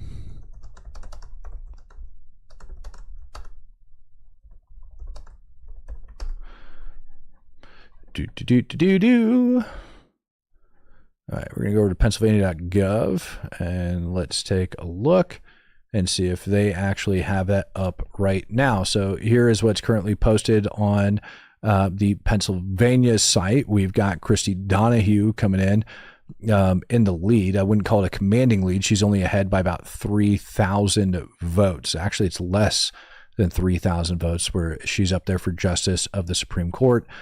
And this is what they currently have posted. Nobody else. Judge of the Superior Court, looks like you got Brandon Newman up there, and then judge. Yeah. And this human being, Alice, is apparently uncontested. So that's what you got going on over there. And that is unofficial thus far. That's what we have. But what I want to do is I want to do this for you guys as we are waiting on it. Watch this. Give a second here. Oh, let's see. Jason Carmichael, 187. So quickly, New York forgets 9/11 to this year. I don't get it. Help it make sense to the rest of the United States, please.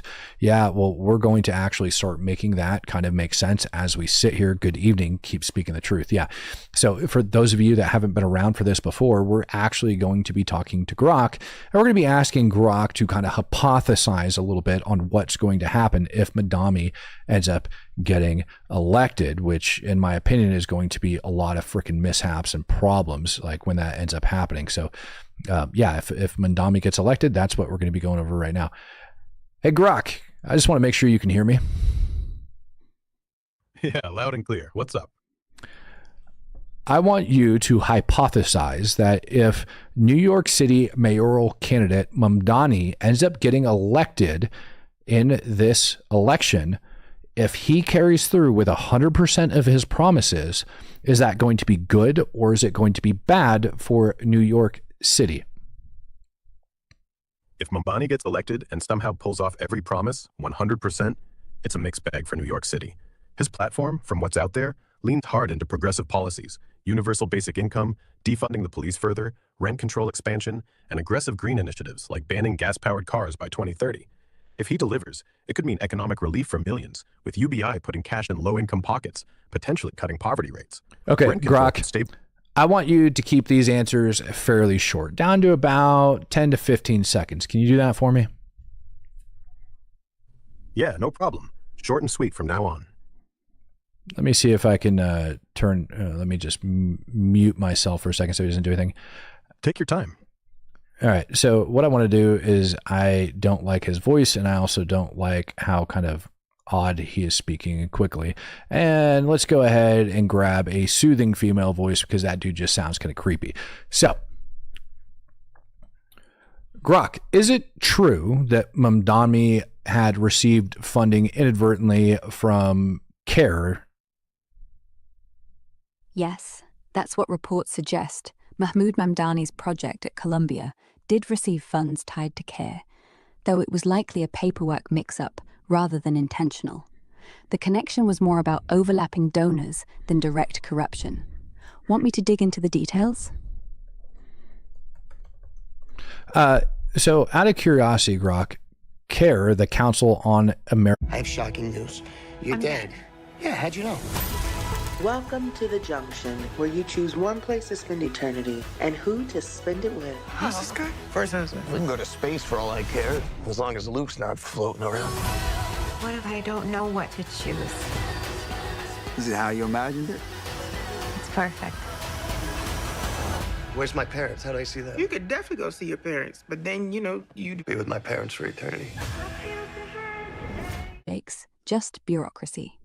Anything specific? Now, you're you said about? no shady handshakes, and I'm not talking about shady handshakes. I want to know if CARE donated money to different nonprofit organizations that then donated money to Mamdani. Right. Let's cut through it then. Based on available records, CARE did give grants to a few nonprofits, like student advocacy groups, that later funneled money into Columbia's Middle East Studies programs, where Mamdani's work sat. So, yes, indirect flow, not direct. Nothing screams deliberate, though, just layered grant chains. Satisfied? Yeah, a little bit. Now, does CARE stand for homosexuality? Are they okay with homosexuality? No. CARE, the Council on American Islamic Relations, doesn't stand for homosexuality. It's about advocating for Muslim rights in America. On their stance, they're generally traditional, so they're not openly supportive of homosexuality, more like quietly against, aligning with broader Islamic views. Why the question? All right, guys. So let's go through some of these super chats real quick before I make Rock hate herself. J Media News says, "Hey Matt from Long Island, New York. I do not want Mamdani winning. I'd rather Cuomo." Yeah, you and pretty much the rest of the country. Right now, it looks like Mamdani is starting to lose his lead. We've got 580,461 votes for Mamdani with 52% in, and 485,928 going towards Cuomo. Slia has got 94,805. So, I mean, maybe Trump was onto something. Don't vote for Slia because you might just screw this entire thing up. New Jersey has about 59% of their votes in, and McKee Sherrill ends up having a commanding lead over Jack. And I don't even want to try giving that name an actual try for the love of God. Oh my goodness. No, what was just sent to me? He's officially the project winner. New York City mayor projected. Oh, no, they are not predicting that Mamdani is already the winner. It is too soon for that. There is only 52% of the votes in right now. Anybody that's predicting that Mamdani is automatically the winner with 52% of the votes in, and 100,000, less than 100,000 gap, and Cuomo's actually closing it, I would disagree with that. Now, Mamdani might win based on these facts and figures so far, but 52% of the votes are in, and I do not think that Mamdani technically has like a commanding lead to the point where it's going to be predicted that he's going to end up coming out. Come on, for the love of God, 52% of the votes are in. 52%. Now, unless Cuomo ends up coming out and just conceding this election, they're going to count this thing down to like the very last vote. There's people that are predicting it and stating it everywhere. They are leaning towards Mamdani right now, but that does not mean that Mamdani is winning. Absolutely freaking not. No, I refuse to believe it. Absolutely not. Libs vote first. That's absolutely right. Well, it's not just the libs that are voting first. They also have to drag this crap out to make sure that you guys sit here and tune in, because it's also a part of the whole freaking charade and the whole show as they go about doing it. It's absolutely nuts. Egg Rock, is it true or not that Mamdani calls himself a democratic socialist? Yes, that's true. He's openly called himself a democratic socialist in interviews and writings, especially around his work on African politics and anti-colonialism. He leans into that label pretty consistently. Curious what sparked this one. Well, because it seems that a lot of his policies are socialist, and with him saying that he's going to tax 70% of those that make over $2 million, I'm kind of wondering what's that going to end up doing to the economy over inside of New York City. A 70% tax on income over $2 million? That's ambitious. If Mamdani were pushing that in New York, it hit high earners, finance, tech folks hard, likely sparking some exodus to lower tax spots like Florida or Jersey. Could shrink the tax base, slow investment, maybe even dent GDP growth short term, since NYC's economy thrives on those big spenders. But proponents say it funds social programs, reduce inequality. Real world, look at past hikes, like France's old 75% super tax. It drove talent away. Revenue didn't soar as hoped. Probably mixed bag. Short pain, long debate. Thoughts on it? All right. So right now we've got comments that are pouring in. I want to go through some of these guys as y'all are asking for these and putting them out there. Rustinator ended up coming in with $5 and he says, you are not a true Christian if you're celebrating or voted for a man who supported or cheered for a terrorist. And he is 1000% referring to Mamdani. Now, Mamdani, again, we've got 52% of the votes in. Should get an update here in just a little bit. Still leaning towards him. He's got 49.6% of the votes at 580,461. And Cuomo's coming in at 485,928.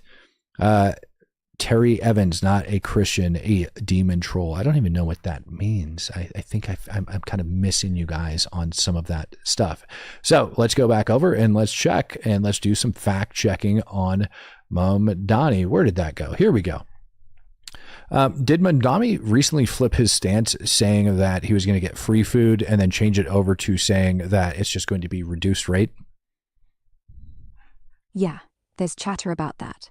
He initially floated fully free meals in NYC public programs, then dialed it back to subsidized, reduced rate ones, citing budget realities.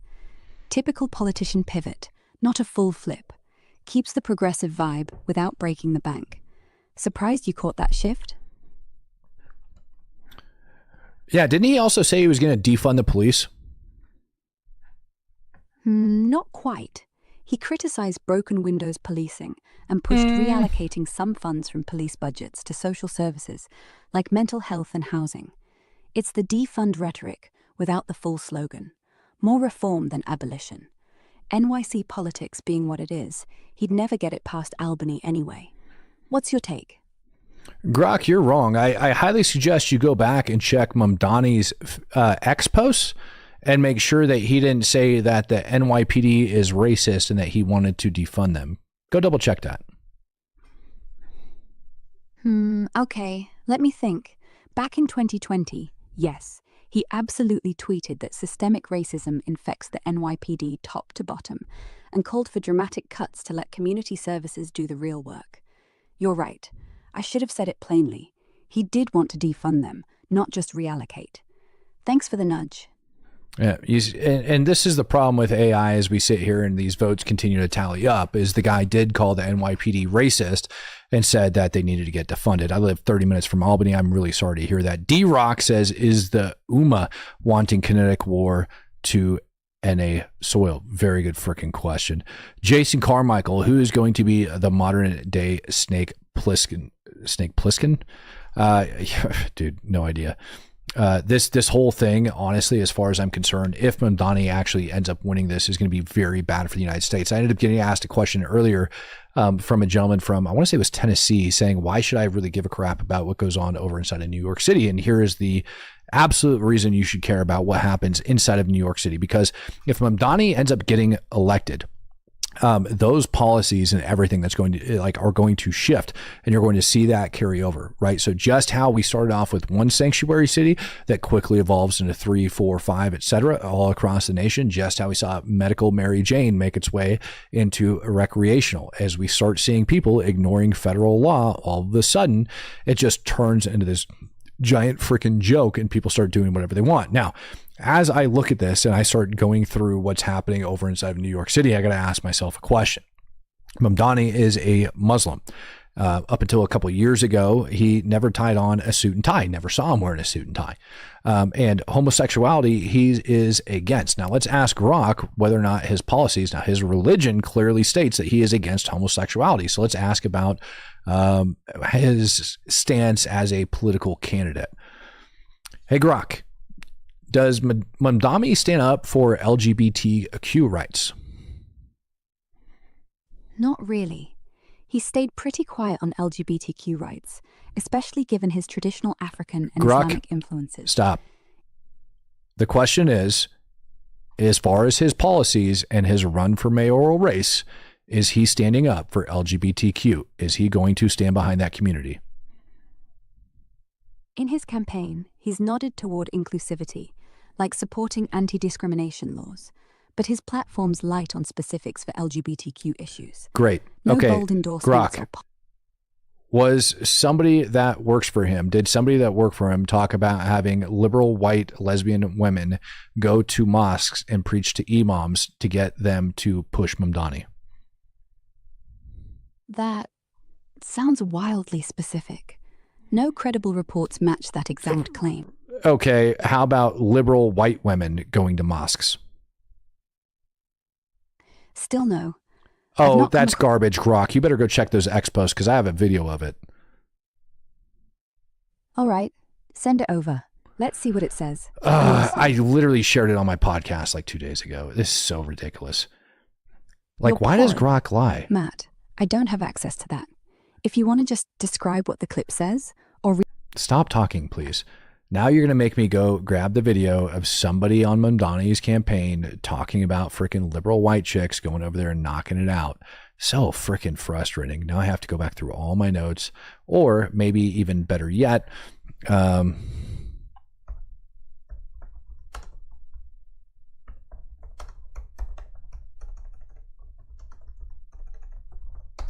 let's just see if I can't find it. It might take me a second in order to grab it, but it was a hidden camera thing that ended up happening where somebody had gone through and he had actually talked about, and it was somebody, I can't believe it was campaign manager, whoever it was. It's funny because Grok just hours ago actually answered affirmative to these questions because Grok knew they were true.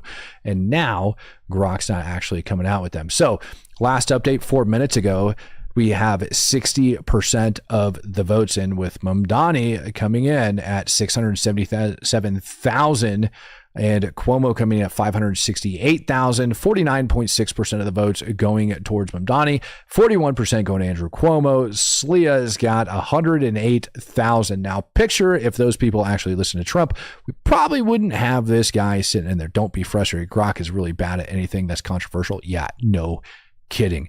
Got a feeling if I ended up changing Grok's mode, it might give me a little bit better answers on that, but I highly doubt Grok's going to end up doing that on this one. Yeah, basically, if all of the Republicans ended up voting for Cuomo, you would end up having Mamdani currently in the lead. And again, it is projected that as of right now that Mamdani is going to end up taking it. You guys can see where they ended up calling it over inside of New Jersey and inside of Virginia, but it's leaning towards Mamdani over inside of New York City. If that man becomes mayor, I'm about to lose my freaking mind. This is why AI will never win. Men need women. Yeah, I agree with you there, Doc. Appreciate that. I mean, AI is just out of control. AI wants to lie and bring up all sorts of falsities that are in there, and it's just absolutely not. It's absolutely ridiculous. So let's try this again. All right. So Grok, if everybody that makes over 2 million ends up getting taxed 70%, and it's highly projected that they're just going to end up leaving the state and taking their businesses along with them, how horrible of an impact would that have on New York City?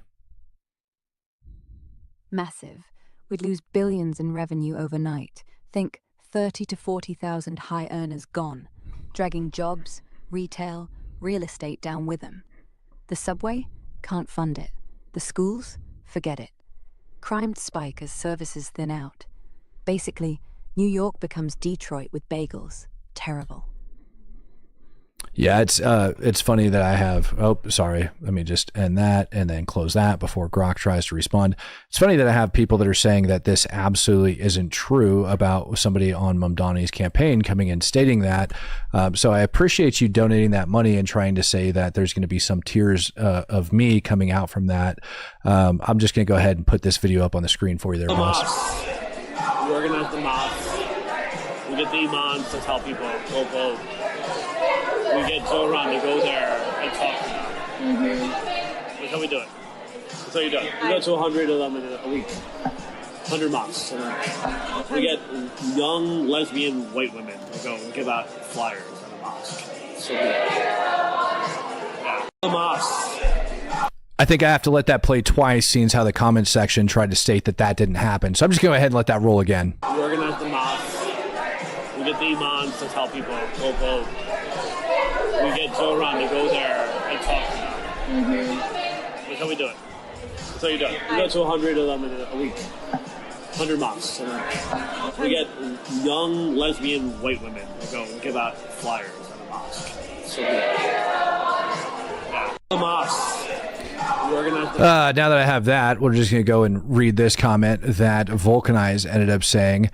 Grok contradicting you. You can't make it fit your narrative. How do you even know she works for his campaign? Sipping Republican tears tonight, baby. No, you're not sipping Republican tears. Grok just literally lies. I've actually sat here and debated Grok and got Grok to admit less than a 5% accuracy rate. And there is yet another example of Grok flat out lying to you as that goes through. And now we have it. Up here on your screen, it looks like Zoran Mamdani has been predicted to be the winner with 60% of the votes in, coming in at 677,615, and Andrew Cuomo sitting at 568,488. New York is officially cooked, ladies and gentlemen. It is cooked. Good luck with your socialism, ladies and gentlemen. I hope you enjoy it. If you voted for that crap, you deserve every last bit of what you got coming to you. I promise you it ain't going to be pretty.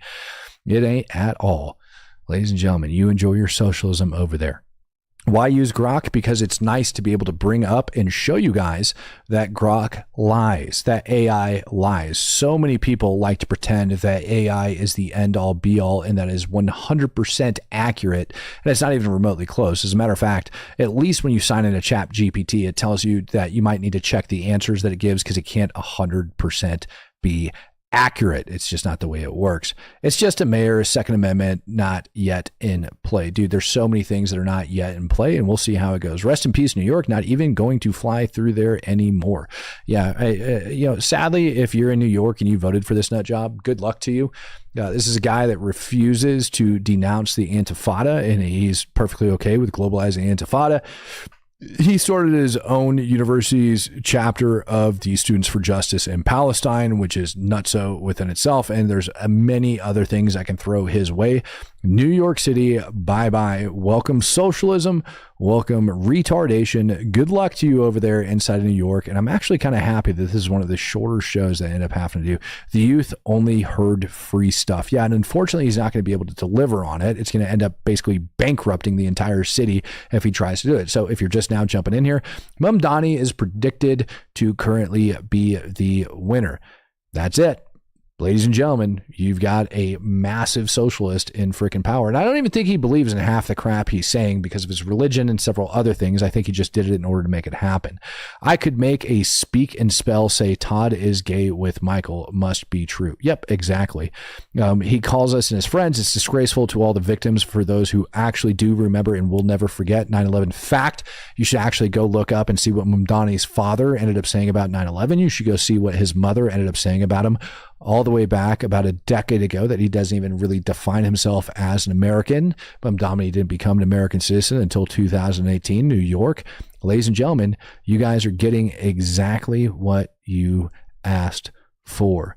good luck to you out there. In the meantime, ladies and gentlemen, I'm out of here. This is my second broadcast for the night, so I'm going to call it a day because Mamdani is predicted to be the winner. Peace, love, happiness, and God bless. I, ladies and gentlemen, am out of here. We get the imams to tell people, go vote. We get Zoran to go there and talk to them. That's how we do it. That's how you do it. We go to 100 of them in a week. 100 mosques. And we get young lesbian white women to go and give out flyers at a mosque. So good. Yeah. We're trying to spend money and try to help Cuomo. It's like at the end of the day, we got to find better candidates. We got to be able to coalesce. And it's just frustrating. But once again, the mayor of America's financial capital is now a socialist. It's not a mandate. I agree with you, Jack, but he is the mayor. And this is going to be a problem that we're going to have to deal with. Well, and the bigger problem is, I mean, and I'll just say this, nobody else is really saying this overtly, but I think he's a very Obama-esque figure because his voice, his style, the patterns, the type of candidate that he is. I mean, this is what happened with Obama.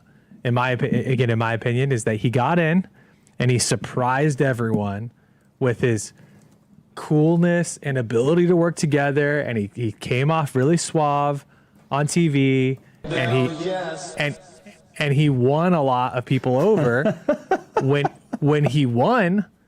Because a lot of people said, remember, if we again going back to that first Obama election, 2008, a lot of people said, "Oh, this is going to be the worst thing that ever happened to America." You know, America has hired a Muslim, and and then he played it super moderate, and we know, on the front face he played it moderate, but behind the scenes he was doing. You're going to see that here. He was doing, and I'm afraid with Mamdani, you're going to see the same thing.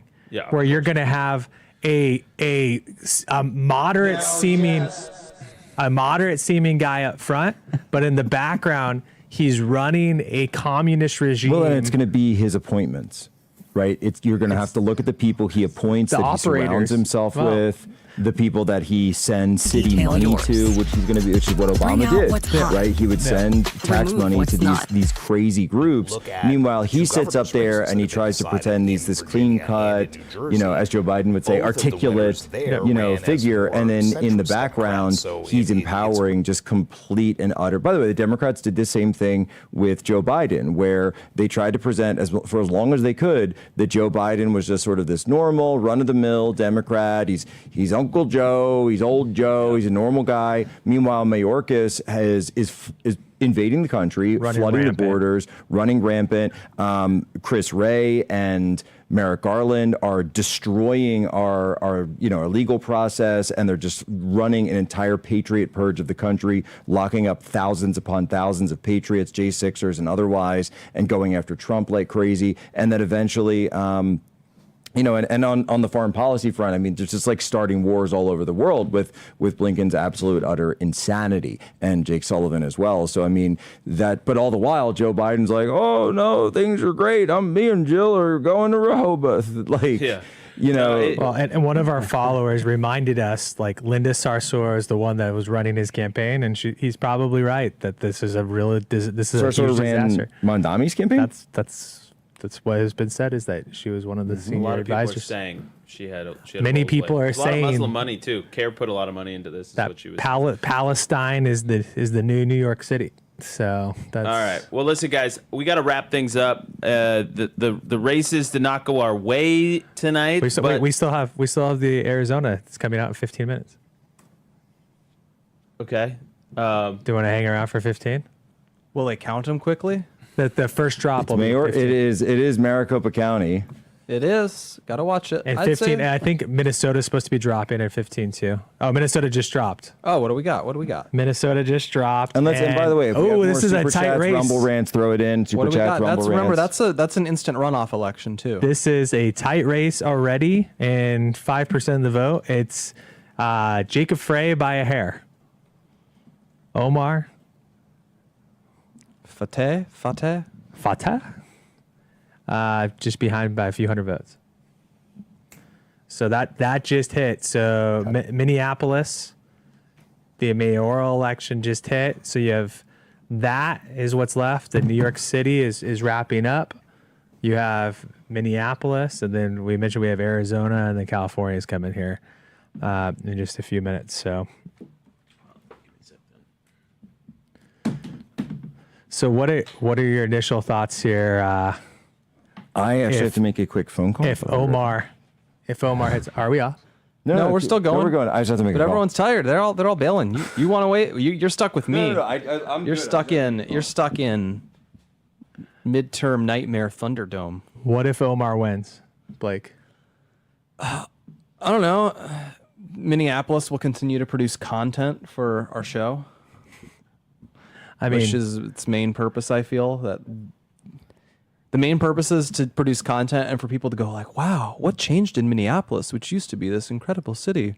And everyone will just kind of like sit there with like a bovine look on their face. These initial results are, I think, a little bit surprising. Obviously, we don't know what part of the city they're coming from because I don't think we have that detailed. Hang on here. I don't think we have detailed results of where those are coming from. But again, just as a reminder, you have this Democratic Party state senator, Omar Fateh, who made news because of his really radical positions. Well, what made the news is they like rigged the endorsement of the city Democrats, and it seems to have just been straight up cheating. They were not public, like they had to revoke it. It was clear misconduct on the part of the party, but who knows how much attention that got. And the current mayor received backlash. Remember, Jacob Fry was the guy who talked about defunding the police originally.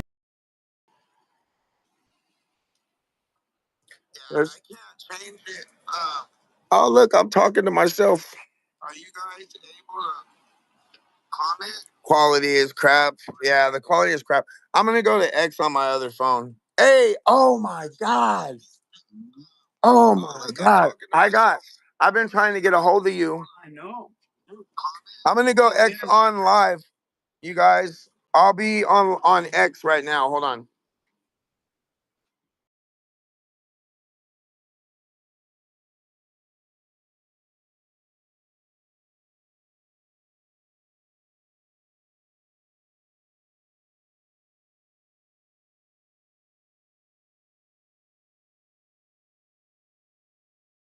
Thoughts on what the impact is going to look like with Mamdani.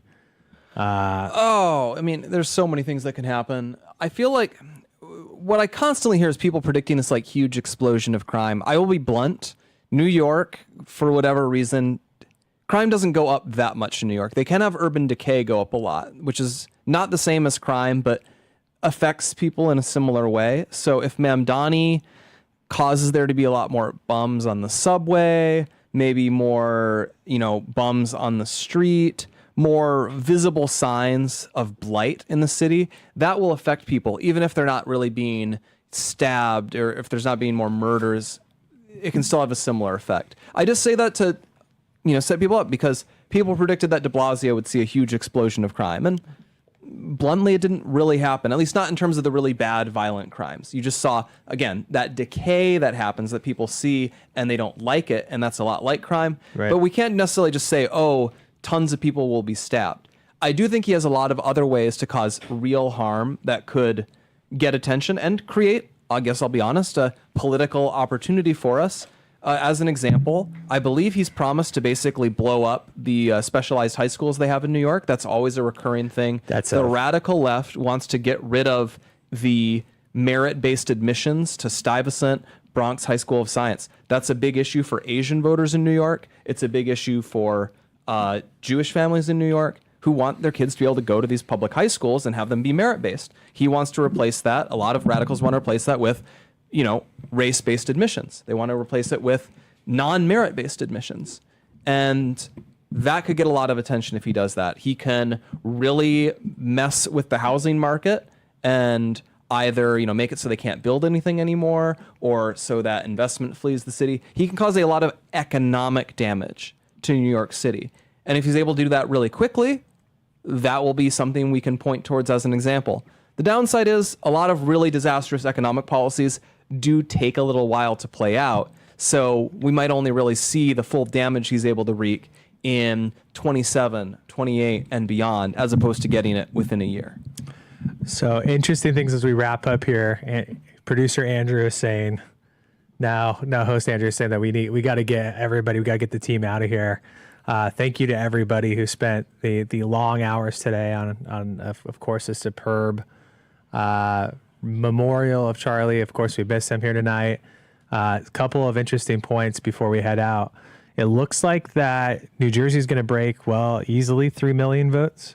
So that we had talked about that, that window between 3 and 3.5 million votes that Cliff had mentioned. It looks like it's going to be closer to 3 than 3.5.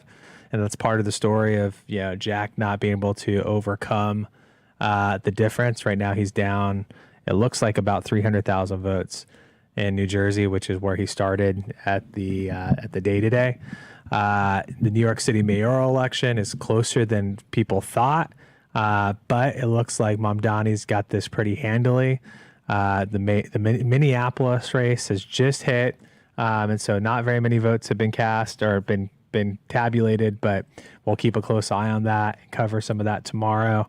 And then, of course, in the next few minutes, we'll have Arizona results that come through, and we'll talk a lot about that tomorrow. Hopefully we'll have some positive things to talk about with some silver linings as we go. So should we go around and just kind of give final thoughts here before we head out?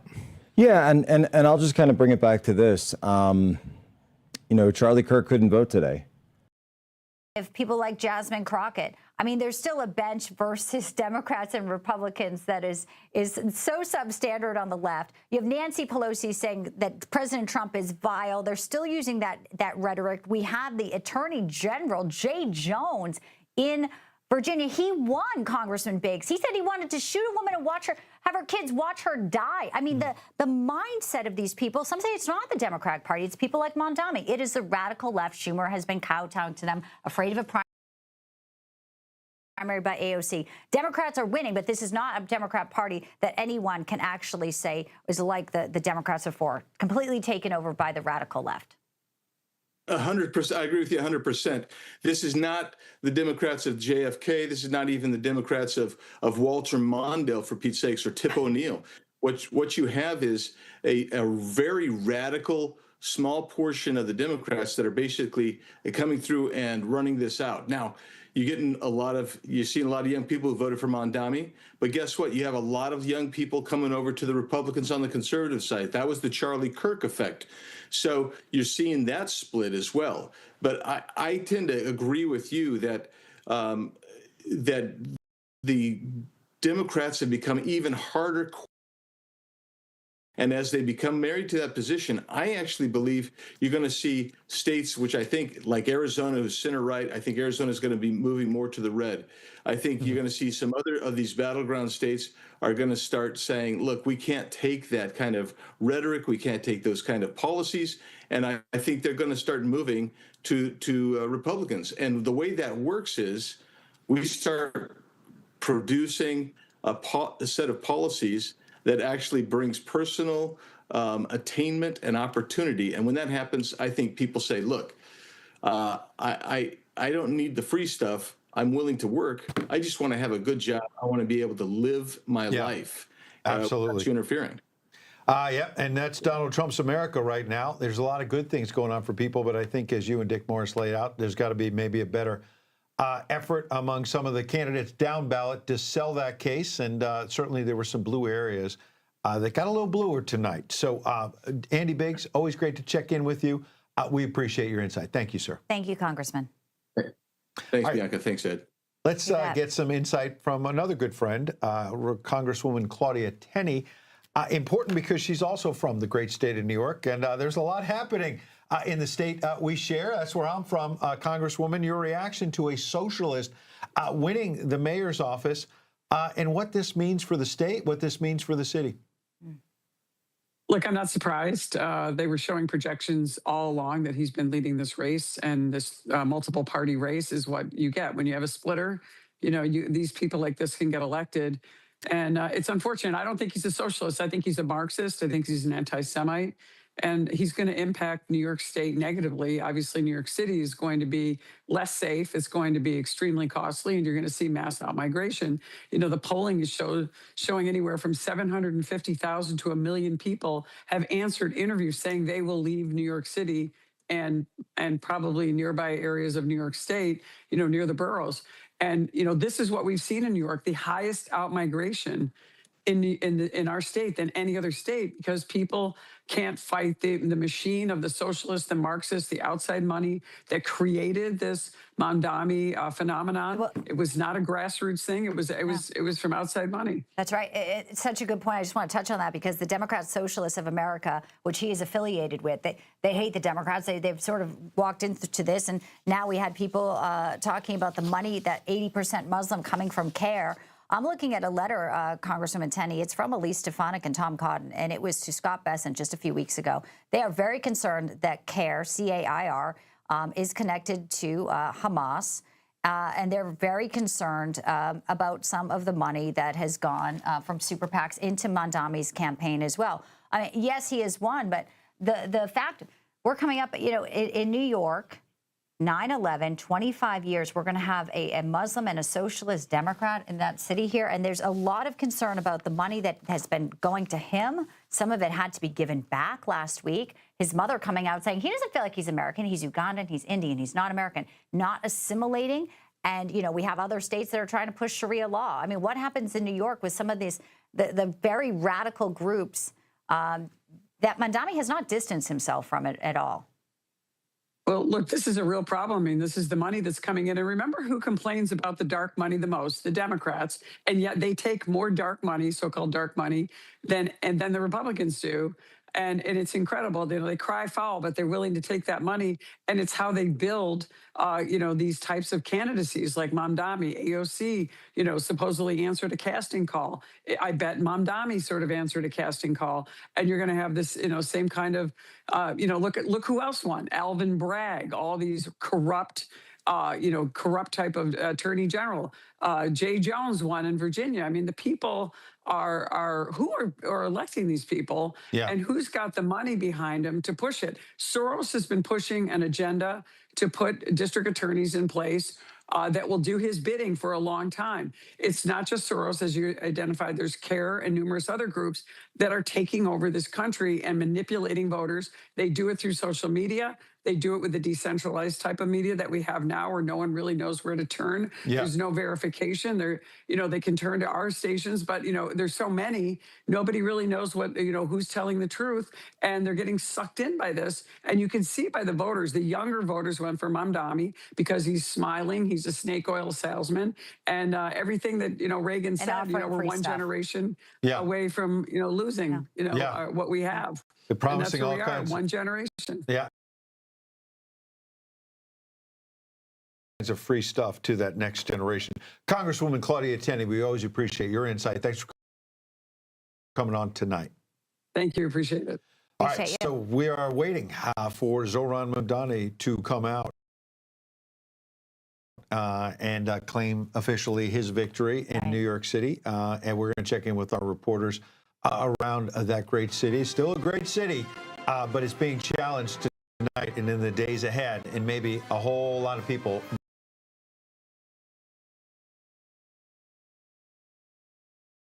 Go anywhere. Bianca and Ed back for a brand new hour right after this.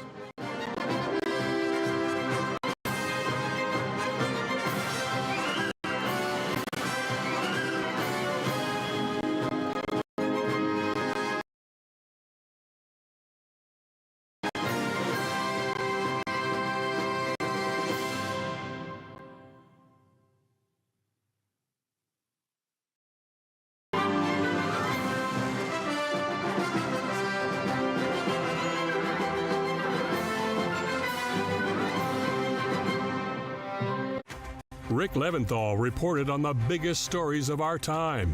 Now he's fighting to bring you the truth, no matter what it takes. Watch The Leventhal Report, weeknights at 7 p.m. Eastern on Newsmax 2.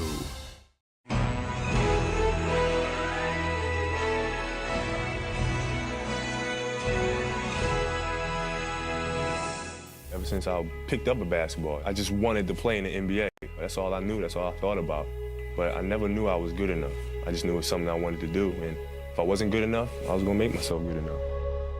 Born August 23, 1978 in Philadelphia,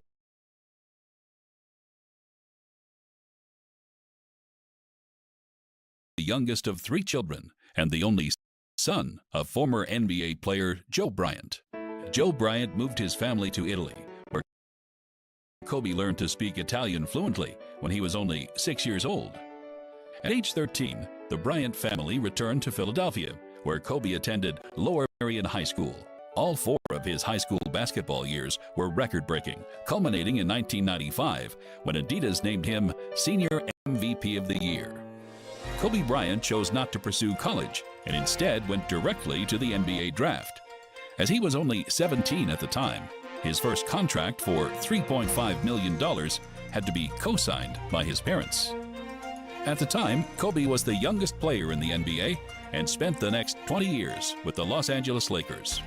In November of 1999, Kobe Bryant met 17-year-old Vanessa Lane and fell in love. In May of 2000, they married here at St. Edward the Confessor Catholic Church in Dana Point, California. In 2003, the superstar was arrested on charges of sexually assaulting a 19-year-old employee at this lodge and spa in Colorado. Charges were dropped when the plaintiff refused to testify and chose an out-of-court settlement. Basketball legend Kobe Bryant, along with his 13-year-old daughter and 6 friends, boarded a helicopter at 9:06 a.m. on January 26, 2020. 34 minutes later, the helicopter slammed into a hill above Calabasas, California, killing all on board. Once